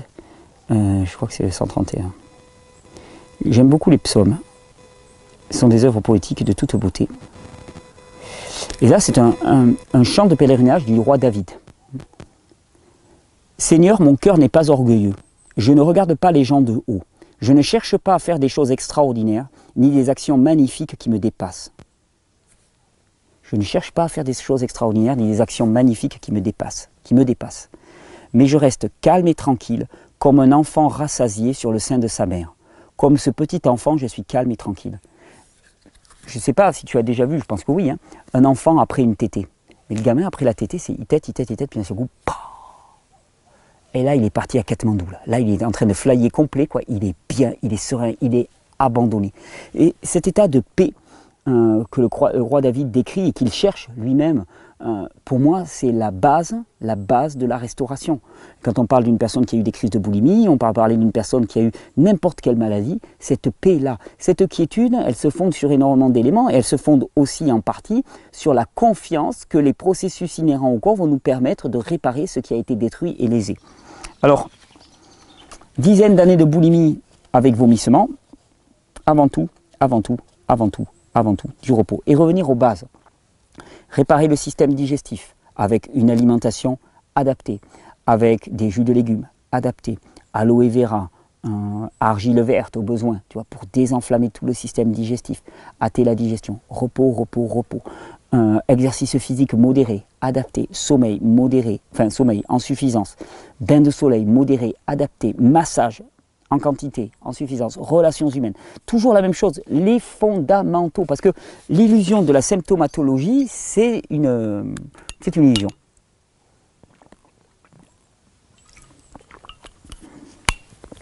Il faisait frais parce que le soleil n'était pas encore levé, mais...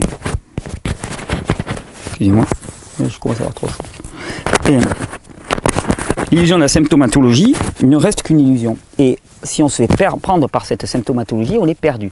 Donc, pour réparer un organisme qui a été abîmé par la boulimie, il faut exactement la même chose que pour réparer tout organisme. Privilégier les conditions normales de vie et ce faisant, eh bien, ton corps se réparera. Pour la réparation des surrénales, je me permets quand même de citer, il y a quand même des petites aides, des petits kicks qu'on peut utiliser, par exemple ce qu'on appelle les plantes adaptogènes. Sur la boutique Régénérescence, tu as des mélanges comme Adreno 1 par exemple, qui sont excellents pour favoriser un repos du système endocrinien et permettre, ce faisant, une restauration des glandes surrénales. Il faut bien comprendre, quand on parle de plantes pour les surrénales, en vérité ce sont surtout des plantes qui allègent le fardeau des surrénales. C'est-à-dire que imaginons, tu dois porter 40 kg, 50 kg, alors ça commence à être un petit peu lourd, et puis d'un seul coup tu as un pote qui arrive et qui vient porter avec toi. Mais là, c'est un peu la même chose. C'est-à-dire que tu as une pression au quotidien qui s'exerce sur tes surrénales. Tes surrénales, elles se restaurent d'elles-mêmes, spontanément, et tu n'as rien à faire pour ça. Sauf que si elles ont une charge importante à traiter au quotidien, elles ont du mal. Et bien là, quelque part, tu les allèges. Tu les allèges et donc tu leur permets de supporter mieux la charge. Voilà ce que je te dirais. Mais privilégie les fondamentaux. Il n'y a rien de spécial. Si tu es épuisée, très frileuse, bon, j'en ai parlé dans le cours, j'en ai parlé plusieurs fois en vidéo. Là, je vais te le dire comme ça demanderait à être démontré. Mais attention aux produits trop aqueux. Privilégie plutôt le dense et plutôt le salé. Donc plutôt des légumes et des matières grasses que des fruits trop aqueux, par expérience. À moins que tu vives au soleil sous les tropiques, auquel cas ça peut se moduler. Mais ça demande, là tu vois, je te dis ça comme ça, mais ça demanderait à être démontré. Mais je peux te le démontrer facilement. Pas dans le cadre de cette vidéo, bien que je l'ai déjà fait.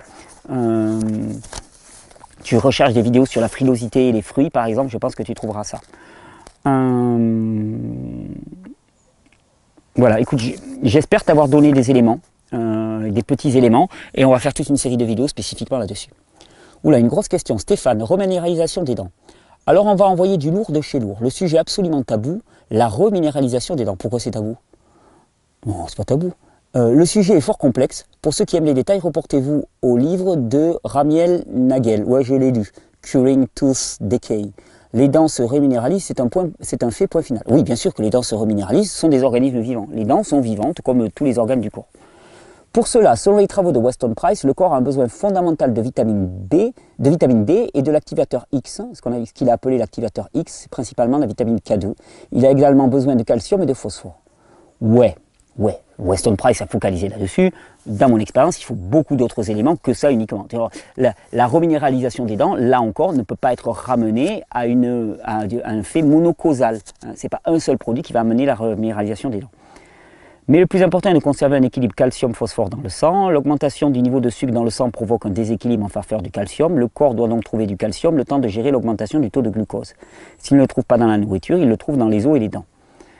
Non, 20 minutes d'exposition au soleil ne suffisent pas à synthétiser assez de vitamine D pour fixer le calcium dans les os et les dents. Il faut des apports massifs qu'on ne peut réaliser que via l'alimentaire. Les plantes n'apportent aucune vitamine D et la K2 que l'on trouve dans les plantes pendant la période de croissance n'est pas très efficace. L'huile de foie de morue et le beurre de printemps sont des apports massifs de vitamine D et K2. On trouvera le calcium et le phosphore nécessaires dans le lait cru et les fromages au lait cru. A noter que le calcium végétal est peu assimilable, surtout pour les enfants. Non, ça c'est... Je suis désolé, c'est pas vrai. Le sujet est important car les dents sont notre premier tableau de bord sur notre état de santé. Les caries sont provoquées par une mauvaise balance des différents éléments et minéraux du sang, sucre, calcium et phosphore. Le sujet est lourd, surtout dans les milieux tendance vegan, parce qu'à moins de vivre à poil sous le soleil et de passer sa journée à courir ou à travailler dans les champs, une alimentation exclusivement végétale ne permet pas les apports nécessaires pour maintenir les dents et le squelette en bon état de santé. Là, je te rejoins. Si tu veux, alors, il y a une série de vidéos que je suis en train de préparer, j'espère pour le mois d'octobre, sur les dents et la reminéralisation des dents. Donc tu vas être satisfait. Si tu veux, Stéphane, je me permets de réagir parce que je ne peux pas me satisfaire d'une bataille de religion. Alors tu as les végétaliens végans qui te disent voilà, tout passe par l'alimentation végane et ça, on ne s'en sort que comme ça et ainsi de suite. Et effectivement, on voit des contre-exemples qui nous prouvent le contraire.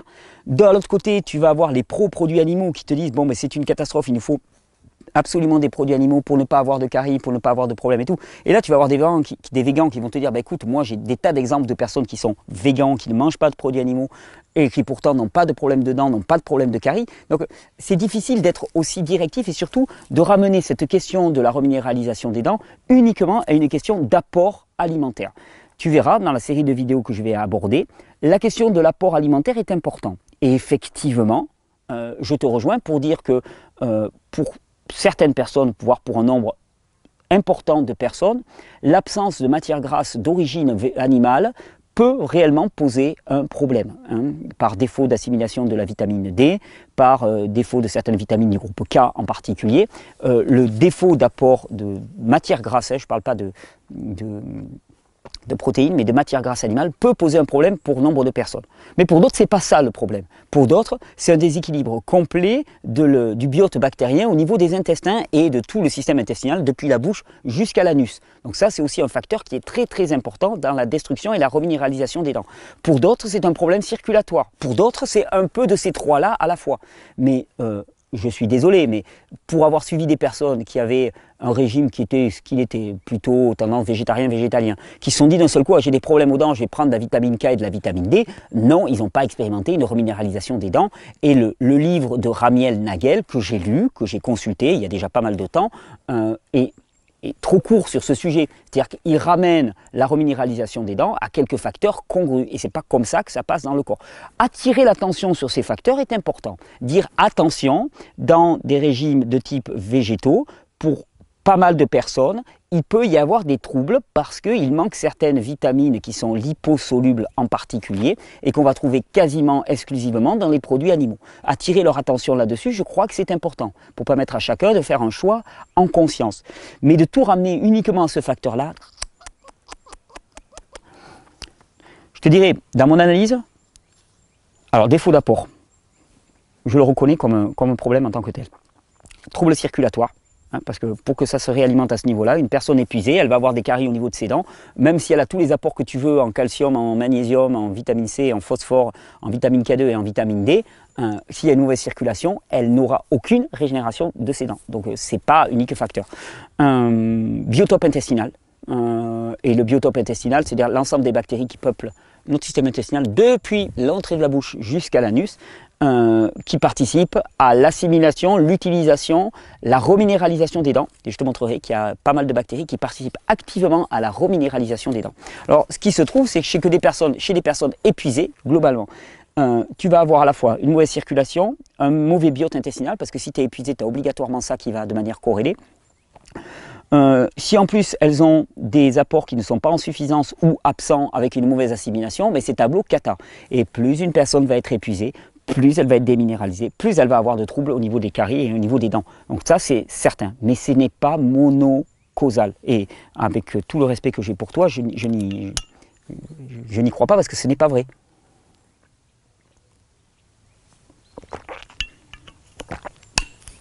Tu verras tout à l'heure, Et j'ai relevé moi-même aussi, hein.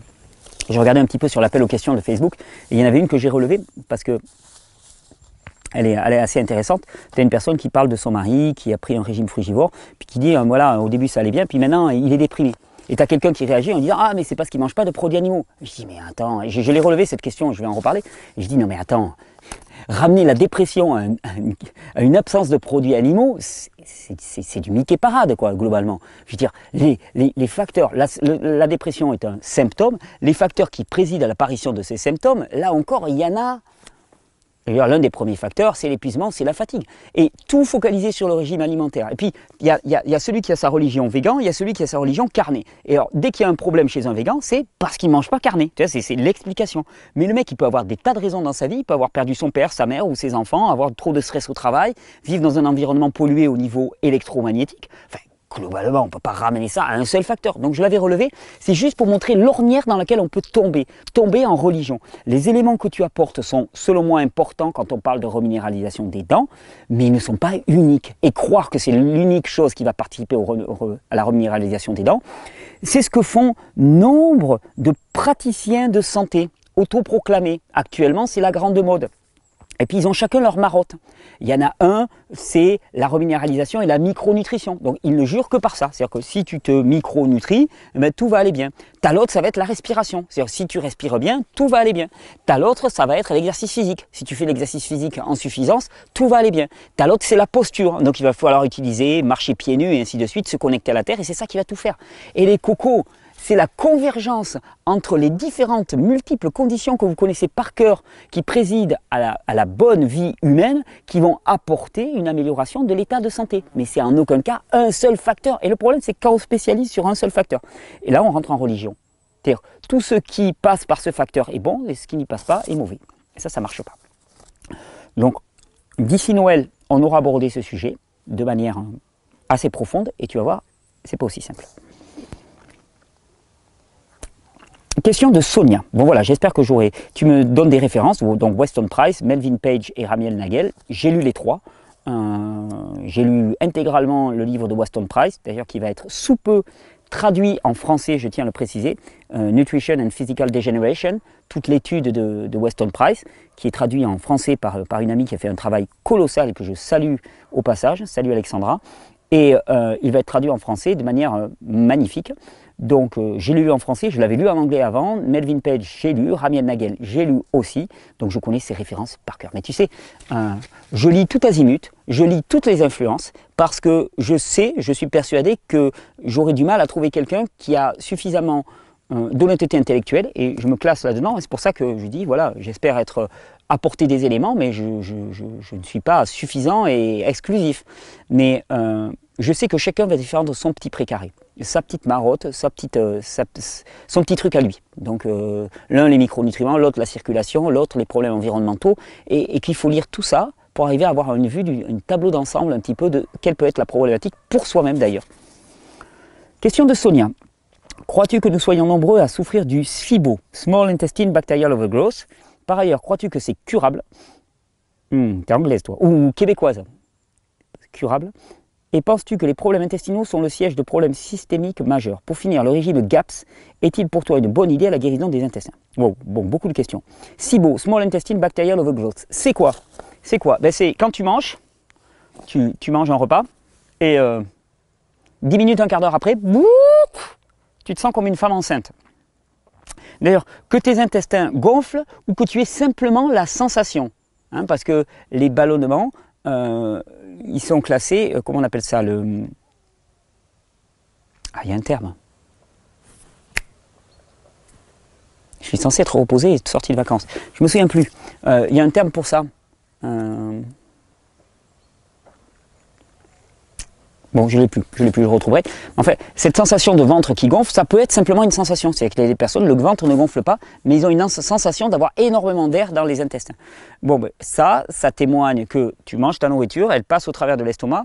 Alors, si ça gonfle immédiatement et que c'est plutôt des produits carnés, choses comme ça, c'est au niveau de l'estomac. Mais la plupart du temps, on parle de produits végétaux, ils ne vont pas rester longtemps dans l'estomac parce qu'il n'y a pas de digestion à effectuer, et ils vont passer au niveau de l'intestin grêle, au début de l'intestin grêle, au niveau du duodénum ou du jéjunum, Et à ce moment-là, bout, ça gonfle. Si ça gonfle, ça veut dire que tu as un certain nombre de bactéries qui d'ailleurs sont concurrentielles, puisqu'elles vont manger à ta place. Elles vont becter à ta place, hein, quelque part, les bactéries. Et ces bactéries qui mangent, elles vont produire des gaz. Et donc, tu commences à gonfler. Alors oui, il y a énormément de personnes qui souffrent de cette infection bactérienne de l'intestin grêle. Et la raison en est simple, c'est que notre premier système de défense immunitaire, c'est l'ensemble des bactéries qui peuplent notre système intestinal, enfin l'ensemble des bactéries qui peuplent notre corps, mais là quand on parle du système digestif, c'est l'ensemble des bactéries qui peuplent notre écosystème intestinal, que l'épuisement, le stress sont les premiers facteurs de déplétion de notre écosystème intestinal en termes de quantité et en termes de qualité. C'est-à-dire qu'on a moins de bactéries et elles sont moins diversifiées. Et ce faisant, des éléments indésirables vont pouvoir s'installer. On dit qu'ils sont indésirables, mais en vérité, ils ne sont pas indésirables. C'est par déficience des autres. C'est parce que le système immunitaire ne fait pas son travail qu'il s'installe pour répondre à une fonction aussi. Parce que je continue à voir et je persiste avec ça, on l'a répété en long et en large durant le stage de Notre-Dame de Consolation, le corps fonctionne à tout moment de façon parfaite. Même si tu es en train d'agoniser dans ton lit, dis-toi que ton corps fonctionne de manière parfaite, dans des conditions, elles, qui ne sont pas parfaites. Mais on est toujours prompt à accuser le corps si tu regardes les mécanismes d'inflammation, de fièvre, même les mécanismes tumoraux, sont des mécanismes parfaits d'adaptation à un environnement qui est totalement inadéquat. Et là, l'infection bactérienne au niveau de l'intestin grêle répond aux mêmes conditions. Tu as un espace qui est laissé vacant, tu as énormément de déchets à consommer, donc tu as des multiplications bactériennes à ce niveau-là. Alors, est-ce que je pense que c'est curable, comme tu dis? Donc, est-ce que je pense que c'est résolvable? Oui, mais comment dire, cela ne se résoudra pas à coup d'antibiotiques, fussent-ils naturels. Les gens qui te balancent des quantités d'huile essentielle de thym, d'origan dans les intestins, pour moi c'est une catastrophe. Même des personnes qui te balancent, on va me dire que je fais de la polémique, mais qui utilisent des champignons médicinaux. Pourquoi ils utilisent des champignons? Parce que les champignons sont extrêmement concurrentiels vis-à-vis d'autres champignons et vis-à-vis des bactéries. Mais quelque part ils utilisent un produit pour détruire les autres. Ça ne va en aucun cas rétablir l'équilibre. C'est encore une action symptomatique. Utiliser des champignons, utiliser des huiles essentielles, utiliser des antibiotiques ou des antifongiques naturels ou artificiels, ça dénote du même état d'esprit. L'état d'esprit qui dit que le corps est stupide, il dysfonctionne et je dois résoudre le problème par mes petits moyens. Ce faisant, tu ne vas rien résoudre du tout. Tu vas avoir une rémission ponctuelle. Ah ouais, certes, c'est agréable. Peut-être que pendant 6 mois, 1 an,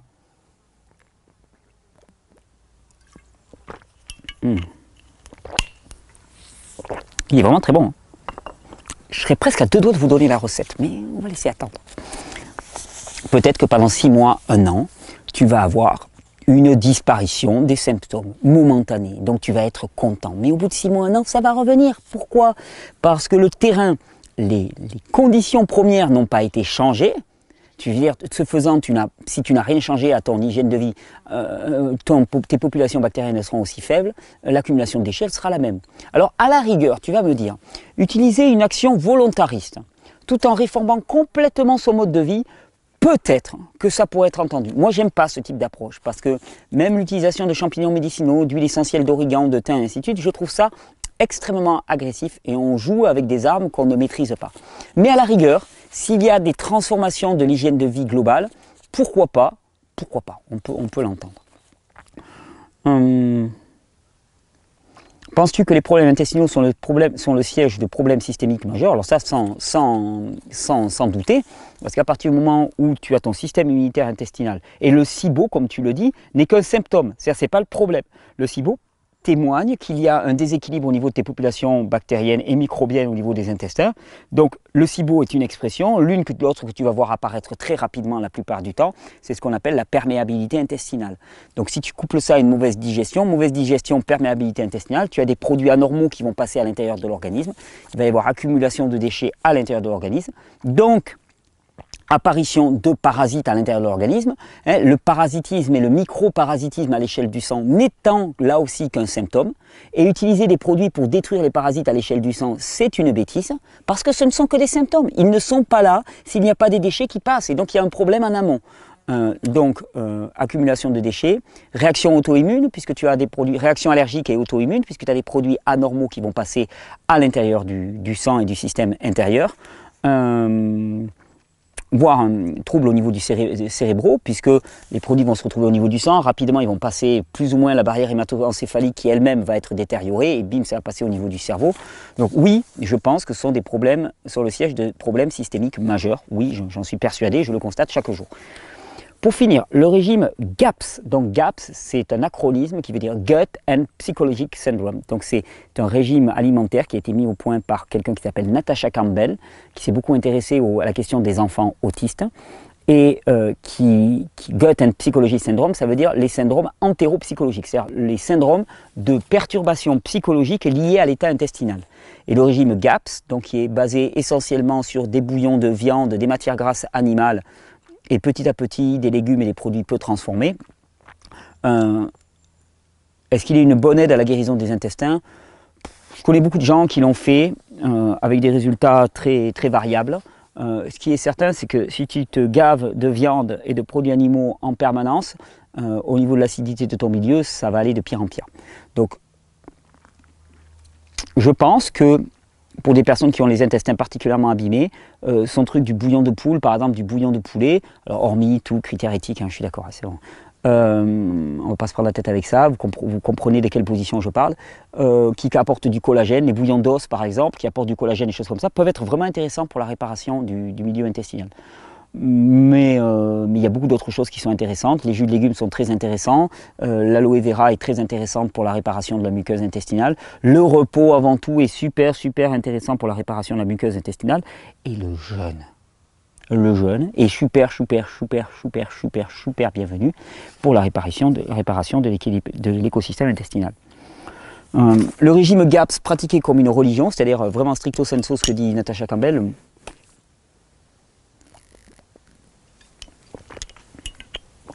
Puis sérieux, un truc soit dit, manger de la barbaque, des bouillons de viande et des gâteaux faits avec de la farine d'amande en permanence,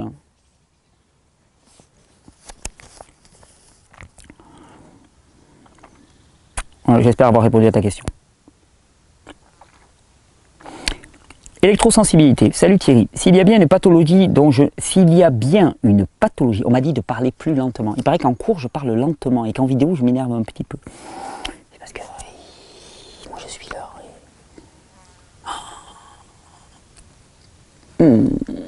On savoir si c'est 1h30, on n'a pas fait la moitié. Peut-être qu'on va le faire en 2 fois. J'espère que vous m'en voudrez pas.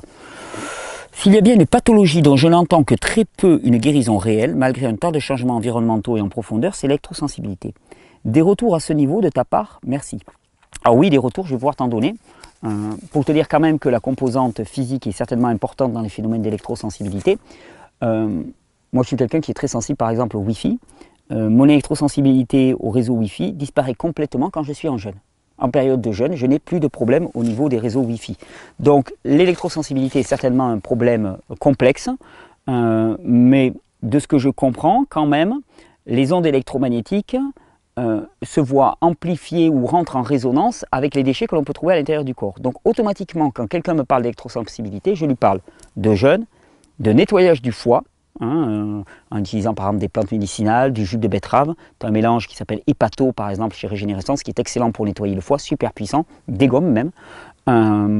Jus de betterave aussi, jus de curcuma, betterave curcuma par exemple pour nettoyer le foie. Repos, repos, repos, repos, repos, repos, repos, repos et petit poil de mini-poil de repos en plus, parce que ça fait jamais de mal, pour le système digestif et le corps dans son entièreté, activer le système éliminatif, et je pense, et je le mesure, et je le vois, que l'électrosensibilité des personnes diminue, voire disparaît complètement.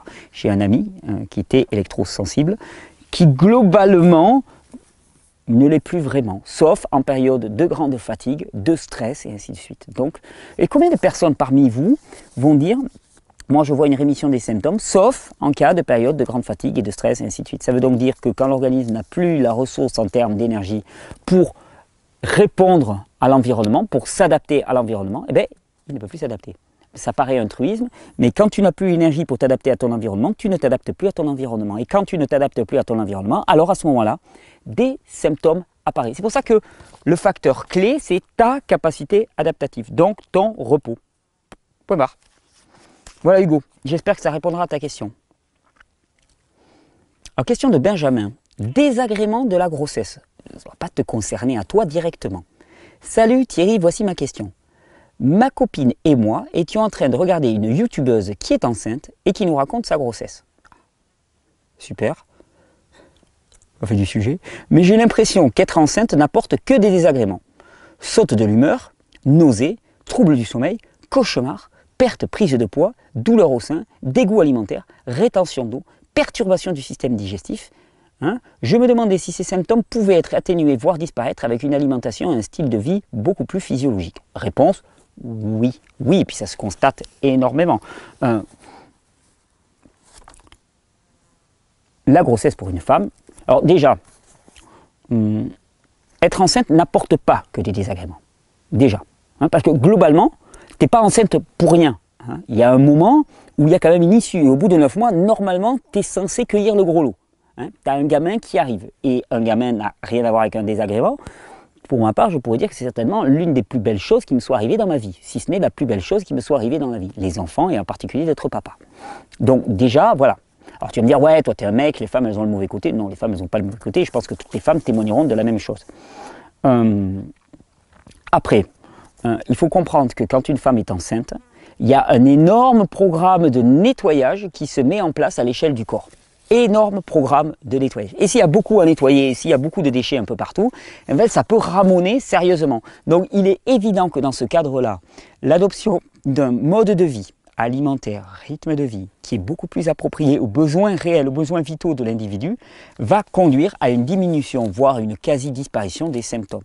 Et ce que tu décris là, déjà c'est rarement tout à la fois, mais c'est en grande partie en lien uniquement avec la pollution du milieu interne. Et ça se mesure tout le temps. La pollution, l'épuisement, enfin les fondamentaux. Je veux dire, une femme qui va être enceinte ou qui est enceinte, je vais lui dire, fais attention à ton foie, fais très gaffe à ton foie, parce que c'est lui qui va jouer le rôle de détoxification. Fais très attention à ton repos. Quand j'entends des femmes enceintes qui travaillent jusqu'à 4 semaines ou 2 semaines avant l'accouchement, c'est de la folie. C'est de la folie. Notre société ne prend pas soin des gens. On ne prend pas soin des gens. Une femme enceinte, je ne sais pas moi, mais à 2 mois de l'accouchement, elle devrait être mise au repos. Elle devrait être mise au repos, il devrait y avoir toute la famille comme un team qui est là pour la soutenir. Et elle se repose. Pourquoi? Parce que je vois ça vraiment comme une équipe de football. Tu sais. Et puis tu as les avants. Les avants, ils sont là pour marquer des buts. Toute l'équipe va servir les avants qui vont être les seuls à pouvoir marquer un but. Mais là, c'est exactement la même chose. La seule qui va pouvoir donner naissance et ensuite nourrir le bébé, c'est la maman.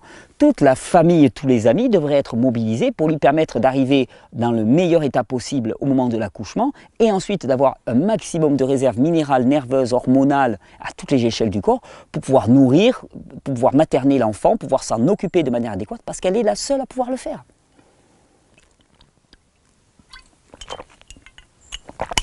Donc non, on ne prend pas soin. D'ailleurs, c'est pourquoi, je vais vous en reparler dans une prochaine vidéo, mais le projet maison de régénération, là, il est chaud boulette, quoi. On y est dedans. On y est dedans et j'espère pouvoir, on va voir, mais accueillir dans les premières maisons de régénération dès le printemps prochain. Parce que nous ne prenons pas soin des gens. Je me doute bien que la création d'une vie et d'un corps à partir du corps de la mère ne se fait pas en passant inaperçu. Alors, création de la vie, je ne sais pas. Par contre, création d'un corps, oui, à partir du corps de la mère. Donc, ce n'est pas inaperçu. Mais quels symptômes peuvent être évités ou atténués? Tu vois, c'est comme les dégoûts alimentaires. Ça peut être connoté de manière négative, ça peut être connoté de manière très positive. C'est-à-dire que les goûts et les dégoûts de la mère sont particulièrement marqués et elle va savoir exactement ce qu'elle doit manger. C'est fabuleux. Elle évite d'ingurgiter des choses qui ne sont pas bonnes pour elle. Les nausées, les troubles du sommeil, les cauchemars, la perte ou la prise de poids peut être atténuée. C'est perte, prise de poids, grosse fluctuation hormonale. Tout ça, ça peut être atténué déjà avec le facteur repos, en grande partie. Les nausées, c'est souvent le foie qui sature. C'est pas monocausal, hein, attention, mais c'est souvent un foie quand même qui est déjà pas mal saturé. Si au préalable elle a pris le temps de nettoyer son foie, ça va bien calmer le jeu. Je précise que la youtubeuse que nous avons regardée a une alimentation qualitative et physiologique déjà très très correcte. Oui, bon, ben, l'alimentation c'est un facteur parmi d'autres, je ne sais pas, je ne vois pas à qui tu fais référence, donc je ne peux pas aller voir la vidéo, je ne peux pas te dire ça, mais non, ce n'est pas inéluctable. Il y a des mécanismes d'adaptation du corps à une situation qui est quand même exceptionnelle pour la mère, c'est certain, mais nombre de témoignages témoignent que ça peut être vraiment atténué. Et je dirais même que la meilleure façon de se préparer à être enceinte, de se préparer à avoir une bonne période pré-accouchement, c'est de pratiquer le jeûne. Alors pas quand l'enfant est là, bien que même quand l'enfant est là. Bon, les 3 premiers mois, en règle générale, on dit qu'il faut y aller très calme hein, pour vraiment que le fœtus s'accroche. Mais ensuite, quand tu es dans le 6e, 7e, 8e mois, rien ne t'empêche par exemple de te faire un repas par jour de temps en temps. Et là, ça laisse du vrai temps au corps pour se nettoyer, pour réguler, pour rééquilibrer les systèmes endocriniens.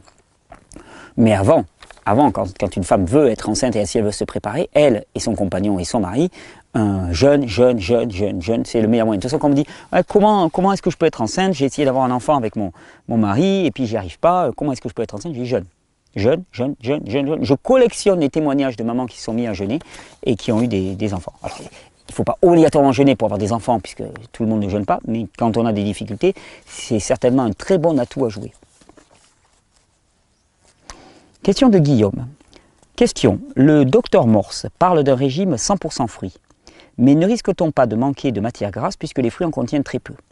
De plus, pour Morse, les minéraux ne sont pas la préoccupation absolue. Quel est ton avis sur le sujet puisque je sais que tu recommandes l'eau de Quinton alors que Robert Morse n'en parle pas? Merci beaucoup. Je crois qu'il ne connaît pas. Je crois qu'il ne connaît même pas. Aux États-Unis, c'est très peu connu et je pense que Robert ne connaît pas. Alors, tu me dis, bon, le docteur Morse parle d'un régime 100% fruits, mais ne risqueront-on pas de manquer de matière grasse puisque les fruits en contiennent très peu? Alors, je pourrais dire en bémol qu'il y a énormément de fruits qui sont des fruits gras. Olives, noix de coco, amandes, noix, tout ça sont des fruits gras et protéinés. Donc tu as des fruits qui contiennent des matières grasses. Tu peux même te faire un régime 100% gras en ne mangeant que des fruits. Tu peux te faire un régime 100% pas gras en mangeant que des fruits. Tu peux faire un régime 100% gras en ne mangeant que des fruits. Prends-toi des olives ou de la graisse de coco par exemple. Et c'est fruit. Hein. La coco est un fruit. Alors on me la pose souvent cette question. Robert Morse recommande que des fruits. Et ça fait partie des choses sur lesquelles je diverge. Mon expérience n'est pas celle-là. Que des fruits. Chez des personnes qui ont une bonne vitalité, ça va pouvoir apporter des sacrés nettoyages. Par contre, pour nombre de personnes qui sont fatiguées, ça va aller trop vite, trop fort. Hein. Les fruits sont légèrement acides, donc ils nettoient énormément l'organisme. Et chez nombre de personnes, ça va nettoyer beaucoup trop fort. C'est toi qui peux placer le curseur, mais moi je crois que si une personne a déjà des troubles et des symptômes liés à un défaut d'élimination, donc ce qu'on appelle des crises de détoxification, à ce moment-là, elle n'a pas intérêt à pousser plus fort en rajoutant des fruits et rien que des fruits. Écoute, Robert parle à partir de son expérience, je ne sais pas, ça fait partie des choses avec lesquelles je ne suis pas d'accord avec lui. Je dis je ne suis pas d'accord par expérience, et puis surtout parce que à moins que tu sois dans une démarche de détoxification ultra rapide. Et c'est bien ce qu'il faut voir. Robert ne parle que de détoxification. Il parle de vraiment nettoyer l'organisme à tout prix, à toute vitesse, pour des personnes qui ont des pathologies très lourdes et tout. Moi, dans ces vidéos, j'essaye, en plus, vu l'ambiance en France, qui est du style à tirer à vue dès qu'il y a la moindre dérive, j'essaye aussi de proposer une approche qui est une approche sur du long terme. Et sur du long terme, je doute, sauf si tu vis sous les tropiques avec du soleil et que tu te comportes comme un bonobo, je doute que tu puisses vivre que de fruits. Et puis, j'en vois pas l'intérêt. Le problème, ce qu'il faut quand même dire ouvertement, c'est que souvent, on est dans une approche religieuse et idéologique des choses qui te fait dire que les fruits sont purs, c'est l'alimentation parfaite et pure pour l'individu, et les légumes ne sont pas purs. La connerie. Pardon.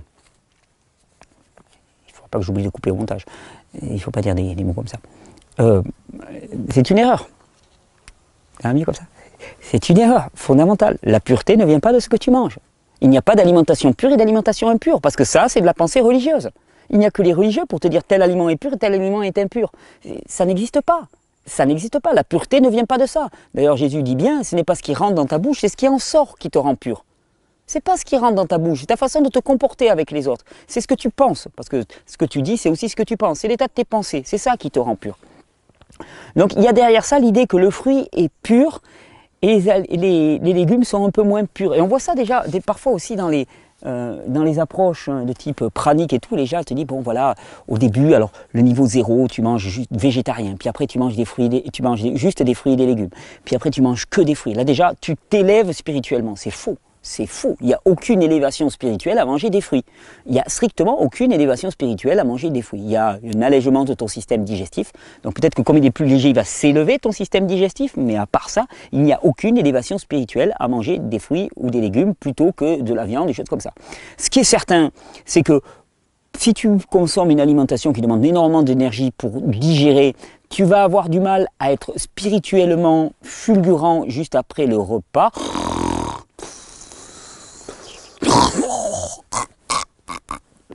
Voilà, ça c'est l'effet dinde de Noël, d'accord? On est d'accord, hein, mais voilà, c'est pas l'alimentation qui nous rend plus ou moins spirituels.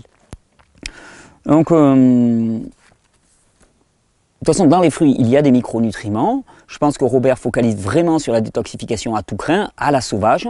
Moi, j'ai plutôt tendance à pousser les gens, s'ils veulent détoxifier à fond, tu fais-toi un régime que de fruits, voire un jeûne. Moi, à ce moment-là, je préfère les jeûnes, c'est encore plus radical. Et un régime de stabilisation, pour moi, inclut les légumes, parce qu'il nous faut aussi pas mal de fibres insolubles qu'on va trouver en moindre quantité dans les fruits. Il nous faut pas mal de fibres insolubles pour balayer les intestins, beaucoup plus de minéraux. Puis quand on vit dans des pays où l'hiver, on trouvera plus facilement des légumes de qualité que des fruits de qualité. Voilà, autant de paramètres à mettre en jeu. Puis bon, toujours pareil, il y a aussi des facteurs sociaux. Si tu bectes que des fruits, sérieusement, au niveau social, c'est compliqué. Alors que si tu vas dans une soirée, déjà que tu peux manger des salades, des choses comme ça, tu peux amener des belles salades à tout le monde et tu vas pouvoir les partager avec eux. Question de Hugo. Je ne sais pas si c'est le même Hugo. Re-salut Hugo. Bonjour Thierry. Bonjour Hugo. Que penses-tu des travaux d'Arnold Ehret? Selon ce dernier, l'homme est frugivore. Une fois débarrassé du mucus qui l'encombre, il ne devrait manger que des fruits et de temps en temps des légumes pour se nettoyer les intestins. Alors, qu'est-ce que je pense d'Arnold Ehret? Ça n'a aucune importance. J'ai lu Arnold Ehret. J'apprécie beaucoup Arnold Ehret sur nombre de points. Après, je sais très bien qu'il y a des trucs aussi où, par exemple, l'histoire du mucus.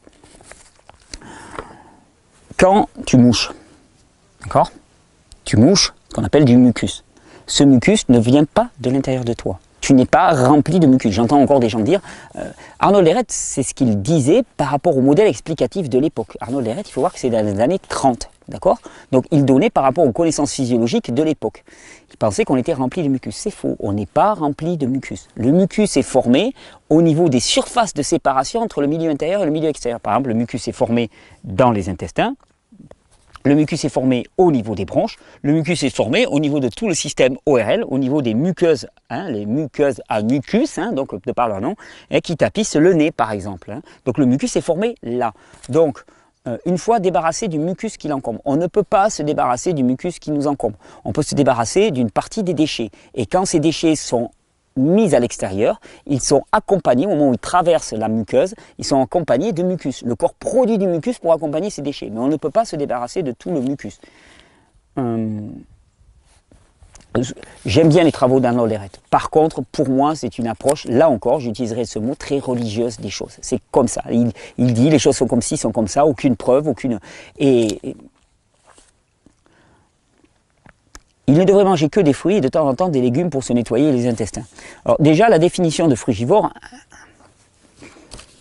quand on dit l'humain est frugivore, il y a une chose que la plupart des gens oublient, c'est que ce terme de frugivore renvoie au régime des grands singes anthropoïdes, les bonobos, les chimpanzés et les orang-outans.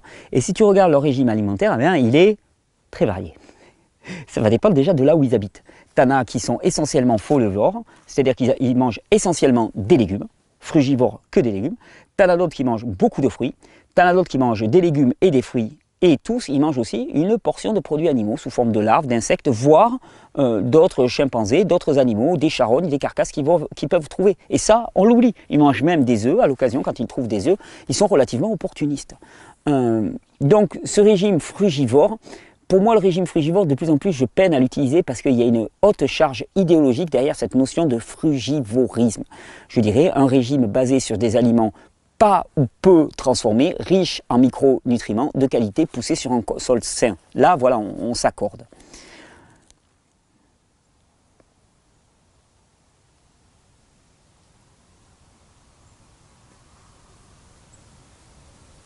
Si l'homme est réellement fait pour être frugivore, alors pourquoi l'instinctothérapie et le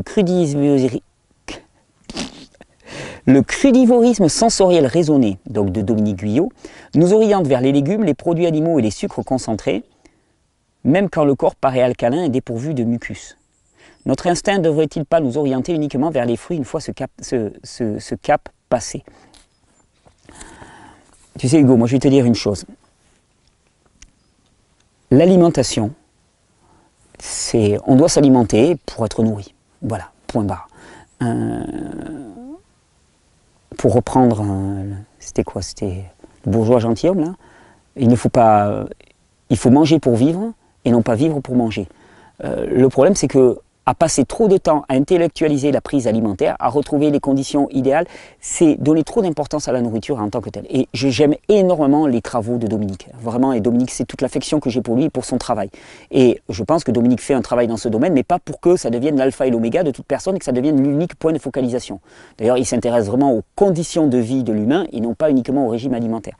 Mais tout focaliser sur le régime alimentaire, on perd notre temps. Moi, ce que je sais par essence, c'est qu'un individu qui se nourrit globalement d'aliments bruts, peu transformés, riches en micronutriments, poussés dans des conditions adéquates, est un individu qui a la nourriture suffisante pour que son corps se développe et fonctionne bien. Point barre. Après, les partisans du tout sucre, du tout gras, du tout machin chose, et tout, pour moi, c'est de la perte de temps, c'est de la masturbation intellectuelle, si je peux me permettre l'expression. C'est rater la cible. Et donc, si c'est rater la cible, c'est étymologiquement parlant du péché. C'est rater la cible parce que nous ne sommes pas là pour passer notre temps à nous préoccuper de ce qui doit rentrer par la bouche de l'homme. À la limite, on devrait être plus attentif à ce qui va en sortir, on devrait être attentif à ce qui va sortir de nos bras, hein, et en fait tout ce qui vient de notre cœur. Qu'est-ce qui ressort de notre cœur? Qu'est-ce qu'on est capable de donner à ce monde? Notre alimentation, on s'en fout. C'est pour ça que quand on me dit « Ah tiens, regarde celui-là, j'aimerais bien le rencontrer parce qu'il est praniste », je m'en fous moi qu'il soit praniste. Qu'est-ce qu'il a d'intéressant à me dire? Mais pas praniste. Qui mange ou qui mange pas, qui mange de la pizza ou qui ne mange pas, ça n'a aucune importance pour moi. Strictement aucune importance. Hein, que tu sois frugivore, crudivore, dis tiens, viens, il y a une rencontre de crudivores. C'est pas ça qui va me motiver plus que ça. C'est vraiment pas ça qui va me motiver plus que ça. Par contre, tu me dis, il y a une rencontre de personnes avec vraiment des actions, des thématiques, des richesses de vie, des choses à partager, des techniques autonomisantes et tout. Waouh! Ça me plaît. Et globalement, j'irai plus favorablement et plus facilement à une rencontre de permaculture qu'à une rencontre de crudivorisme. Parce que dans une rencontre de permaculteur, je vais avoir des tas de techniques, d'approches, de sensibilité sur une approche de la vie qui est plus en adéquation avec le monde naturel, alors que le crudivorisme, ça peut être rapidement limité. Alors, il faut faire les deux. Une rencontre de permaculture où les gens mangent cru, comme ça, au niveau régal, fruits et tout, ça sera nickel. Mais je ne sais pas, je ne peux pas répondre à ta question. Notre instinct ne devrait-il pas nous orienter uniquement vers les fruits une fois ce cap passé? Je ne crois pas. Je ne crois pas avoir un instinct qui est pourri, et je ne suis pas orienté que vers les fruits. Je te dirais même que je suis quelqu'un qui me régale de salade. Globalement, souvent on me demande « qu'est-ce que tu manges Thierry ?» Je vais te dire que l'essentiel de mes repas, ce sont des énormes salades dans lesquelles il y a des verdures, des graines germées, des plantes sauvages, des fruits, des matières grasses. Et je me fais une grosse salade avec ça et je me régale. En ce moment, je me fais des petites salades avec du kénopode, plante sauvage délicieuse, kénopode blanc, avec du pissenlit, parce que nous, il y a eu une petite pluie là en fin août, et il y a le pissenlit qui a repoussé. Donc kénopode, pissenlit, graines germées, moi j'aime pas trop les graines germées, à part l'alfalfa et le fenugrec. Ah, le fenugrec. Une bonne petite tasse de fenugrec avec un peu d'huile d'olive, c'est pas instincto, et un petit peu de plasma de Kenton, par exemple. Je te dis que ça. Donc, kénopode, pissenlit, un petit oignon frais, là, tu sais, haché, les oignons doux, là, de par chez nous, haché, du fenugrec, quelques fruits, alors des figues, en ce moment on a des très bonnes figues, j'ai même eu quelques mangues d'Espagne, des mangues d'Espagne délicieuses, hop là, ça. Je mets un peu d'huile de coco ou un peu d'huile d'olive, et ça me fait des super salades, un peu de concombre, un peu de tomate, enfin, je remplis un beau saladier, ça c'est un régal pour moi, matière grasse, sucre, légumes, il y a tout dedans, tranquille, un beau saladier, et ça repart. De plus, il affirme que les globules blancs sont des toxines et qu'un corps sain ne devrait pas avoir de leucocytes. Étrange, non? Bah ouais, mais à ce moment-là, personne n'a le corps sain. C'est ce genre de truc, ouais, voilà. Non, il y a des globules blancs dans tous les corps. Que penses-tu du jeûne supérieur d'Arnold? Je ne connais pas. Ensuite, oula, tu sais Hugo, je vois tes questions, je vais te dire, arrête Internet. Sérieux, arrête Internet. Même arrête la vidéo là, arrête Internet. Arrête Internet. Parce que là, tout est placé là. Tout se passe là. Là, tu vois, c'est des espèces de savoirs qui se télescopent les uns des autres. Alors, parce que là, tu me poses des questions sur le zéro carb. Donc, c'est l'absence de sucre. Le zéro carb est, selon la théorie, le seul régime adapté à l'homme. Connerie. Connerie. Enfin, je veux dire, il y a des sucres partout dans la nature. Ça veut dire que le mec, il va te balader en forêt, dès qu'il va voir des fruits, il va dire « Ah non, mais ça, c'est pas zéro carb. Hein. Ah non, ça, je le prends pas. » Mais c'est stupide. C'est stupide. Je te garantis, Hugo, c'est vraiment stupide. Le zéro carb, comme le zéro graisse, comme le zéro tout ça.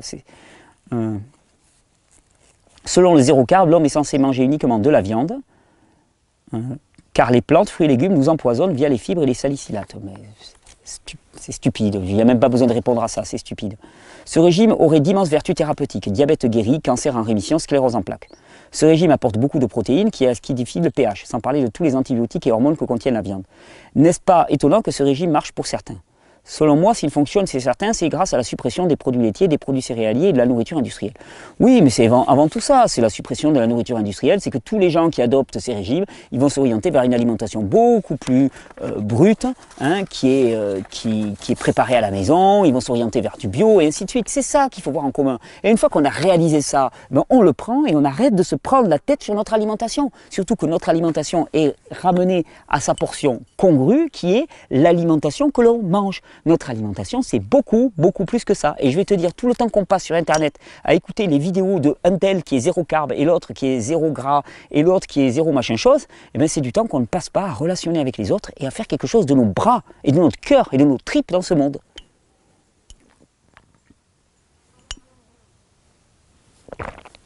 La marée est basse. Ça craint. Je regarde un petit peu quelle est ma consommation. Ah oui, oh ben c'est pratiquement 75 centilitres par 2 heures, 35 centilitres à l'heure, ça a baissé la consommation. Allez, on en prend encore une ou deux et puis on va couper et puis on reprendra parce qu'il y a encore des questions derrière. Question de Deb. Donc voilà, écoute Hugo, sérieusement, c'est... Ouais, faut arrêter de se prendre la tête avec ça. Là encore, et je vais te dire, allez, on va... Quand même, un petit truc à rajouter. Il y a un micro, ouais. Tu m'écoutes, hein, Hugo.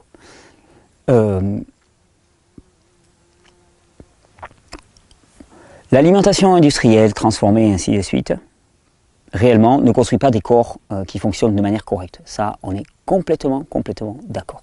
Hein. Donc, ce faisant, on rate la cible. La cible, c'est nourrir le corps de manière adéquate. Tu sais, dans mon langage, rater la cible, ça a un nom, ça s'appelle le péché. Mais de la même manière, passer son temps à s'intéresser au régime alimentaire, passer son temps à essayer de comprendre en finesse exactement quelle quantité de micronutriments il faut avoir et ainsi de suite, là aussi, c'est rater la cible. Parce que la fonction de l'homme dans ce monde n'est certainement pas de passer du temps à s'occuper de ce qu'il doit manger le repas prochain. Parce que ça, c'est de l'hyperfocalisation sur nos besoins à nous, et ça, pour moi, c'est rater la cible. Donc c'est péché. C'est péché. L'un comme l'autre sont péchés. Ce qui est important, c'est d'avoir les grands fondamentaux, l'assise de base.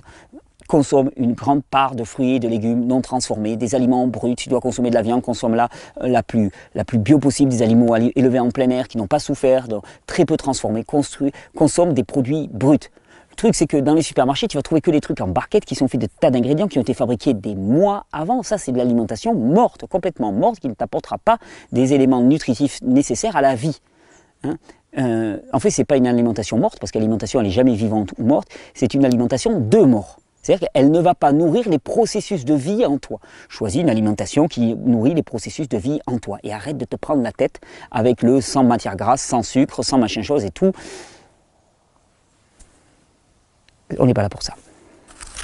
Et c'est de la perversion. Perversion. Perversion de passer trop de temps sur l'alimentation. Perversion de passer trop de temps à préparer des repas. Perversion que la gastronomie. La gastronomie, perversion. Passer des jours et des jours à préparer des plats alimentaires, passer des jours et des jours à réfléchir à des recettes de cuisine, pour moi c'est de la perversion. Parce qu'on n'est pas là pour ça. On n'est pas là pour s'occuper de... L'alimentation doit nous satisfaire, doit nous nourrir, c'est tout. On n'est pas là pour faire de l'hédonisme alimentaire. C'est une perversion, c'est même une abomination.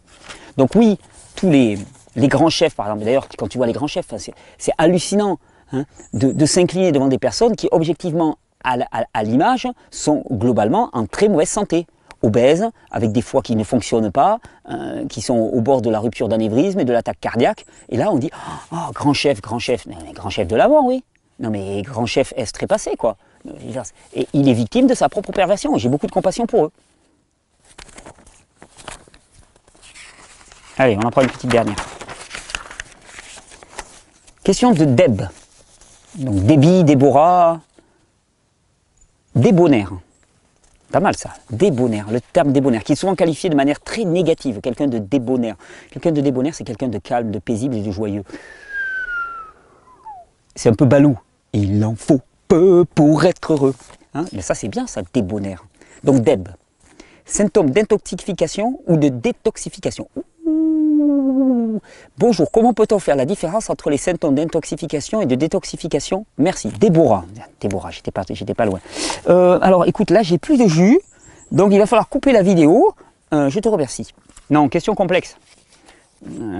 Très dur. Je dirais souvent quasiment impossible. Parce qu'on le voit en cours, c'est pas pour insister, mais c'est parce que on le voit en cours. Souvent quand on jeûne, par exemple, quand on se lance dans un processus de détoxification, on voit ce qu'on appelle la réapparition des anciens symptômes. C'est-à-dire que on va considérer que quand une action catabolique agit sur le corps, alors si on parle en termes d'aliments par exemple, tu vois, tu consommes des aliments qui ne vont pas être acceptés pour le corps, qui vont avoir tendance à l'engorger, hein, et donc quand ils vont rentrer de l'extérieur vers l'intérieur, eh bien il va y avoir une action, une manifestation symptomatique à l'échelle du corps. Et bien souvent, quand il ressort de l'intérieur vers l'extérieur, on a exactement la même manifestation symptomatique. La seule différence souvent, c'est qu'elle est plus brève, et qu'elle conduit ensuite rapidement à un meilleur état de santé. Et c'est ça qui va nous permettre de juger. Mais par exemple, pour te donner mon cas personnel, je suis quelqu'un qui a une faiblesse au niveau des poumons. D'accord ? Quand j'avais un mode de vie complètement délétère, j'ai réussi à contracter ce qu'on appelle une tuberculose. À force d'un entraînement extrêmement pointilleux et discipliné dans les techniques d'autodestruction. J'étais super, je me suis appliqué des années durant, j'avais chaque fois mention très bien, et au final, j'ai eu ma tuberculose. Super. Et comment se traduisait au niveau symptomatique cette tuberculose et cette invasion par le bacille de Koch? Elle se traduisait par des crachats, voire du sang qui sortait de mes poumons.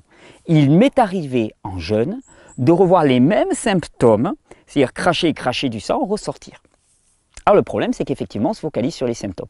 C'est pour ça que je dis souvent que les symptômes ne nous disent rien de l'état de santé de l'individu. Tu peux avoir des symptômes parce que tu es en bonne santé et que tu rejettes des produits. Tu peux avoir des symptômes parce que tu es en mauvaise santé et que tu rejettes des produits et que tu vas aller vers la bonne santé. Tu peux ne pas avoir de symptômes et être en très mauvaise santé parce que ton système est tellement épuisé qu'il ne fait plus de symptômes et qu'il n'y a plus de manifestation de sortie vers l'extérieur. Le symptôme nous trompe en permanence. Alors, comment peut-on faire la différence entre les symptômes d'intoxication et de détoxification? C'est difficile, c'est les circonstances extérieures qui vont pouvoir te le dire. Imaginons, tu te lances dans un jeûne, tu as des symptômes, dis-toi que c'est des symptômes de détoxification. Tu es rentré dans la belle famille et tu as fait la bringue pendant une semaine, c'est des symptômes d'intoxification. Voilà, ça c'est des espèces de grosses règles. En sachant que les symptômes ne sont pas uniquement d'origine alimentaire. Par exemple, tu changes de boulot, et d'un seul coup, tu commences à avoir des troubles digestifs. Alors tu vas dire, oh, c'est mon alimentation qui est en train de m'intoxifier. Non, c'est juste que tu as un stress maximal. Et que quand ta capacité adaptative est dépassée, tout ton système digestif ne fonctionne plus. Donc voilà, très difficile de faire la... très difficile de faire la différence entre symptômes d'intoxication ou de détoxification. Très difficile. C'est les circonstances, c'est l'environnement qui pourra te faire penser si tu es dans un processus destructeur ou constructeur, anabolique ou catabolique. C'est vraiment les circonstances extérieures, je peux pas te dire mieux, globalement. Ok, on va s'arrêter là. La prochaine, comme ça j'ai lu mes l'eau à la bouche, c'est Farid qui me pose une question sur la diminution des médicaments. Très intéressant d'ailleurs, comme il est, et on va faire un topo complet. Merci Farid. Alors, je marque un petit truc là. Voilà, comme ça elle est scratchée. Ça, je ne l'oublierai pas. Écoutez, je vous remercie beaucoup. Là, ça va bientôt faire 2 heures, hein, quasiment. Hey, ça va faire 2 heures, donc c'est magnifique. Je vous remercie beaucoup pour votre engagement, pour votre soutien, pour toute l'énergie que vous mettez. Parce que dans ces stages-là, quand on prend vraiment le temps de témoigner aussi, d'échanger, et je suis toujours touché de voir chacun d'entre vous qui est une force de contamination de la vie dans son proche environnement. Et ces vidéos, elles sont là pour ça. Elles sont là pour vous dire, mais soyez pour vous-même et pour vos proches et vos prochains des petits foyers de contamination vivante. C'est la vie qui émane de vous, puisque vous êtes vivant. Et j'espère vraiment que ces questions-réponses sont là pour ça. Je vous rappelle les prochains rendez-vous. J'ai parlé de la spiruchonade qui se passe le 15-16 à la ferme expérimentale de la Roquette. C'est à côté de Pézenas. Ça va être une super fête. Je vous ai parlé du stage de construction de poêle de masse Batch Roquette qui se passe par chez moi du 23 au 27 septembre. Ça va être une super fête aussi. On va se retrouver, en plus ce sera un petit comité, je crois qu'il doit rester 2-3 places, un truc comme ça, c'est tout petit comité, donc ça va être très sympa, et c'est Titi qui fera la cuisine, entre guillemets, ou pas grand chose en tout cas. Ensuite, la croisière pour ceux que ça intéresse, les cours qui seront disponibles en fin d'année, le film Régénération que je vous encourage à encourager, que je vous encourage à soutenir, ou que je vous demande de soutenir expressément, même avec des petits dons, pour qu'on puisse réaliser la fin du montage. Encore des superbes projets, des tas qui arrivent, toujours dans le même sens, soutenir les forces de vie. Je vous souhaite une bonne régénération. On se retrouve pour la fin des questions-réponses dans 2-3 jours maximum. Choisissez la vie.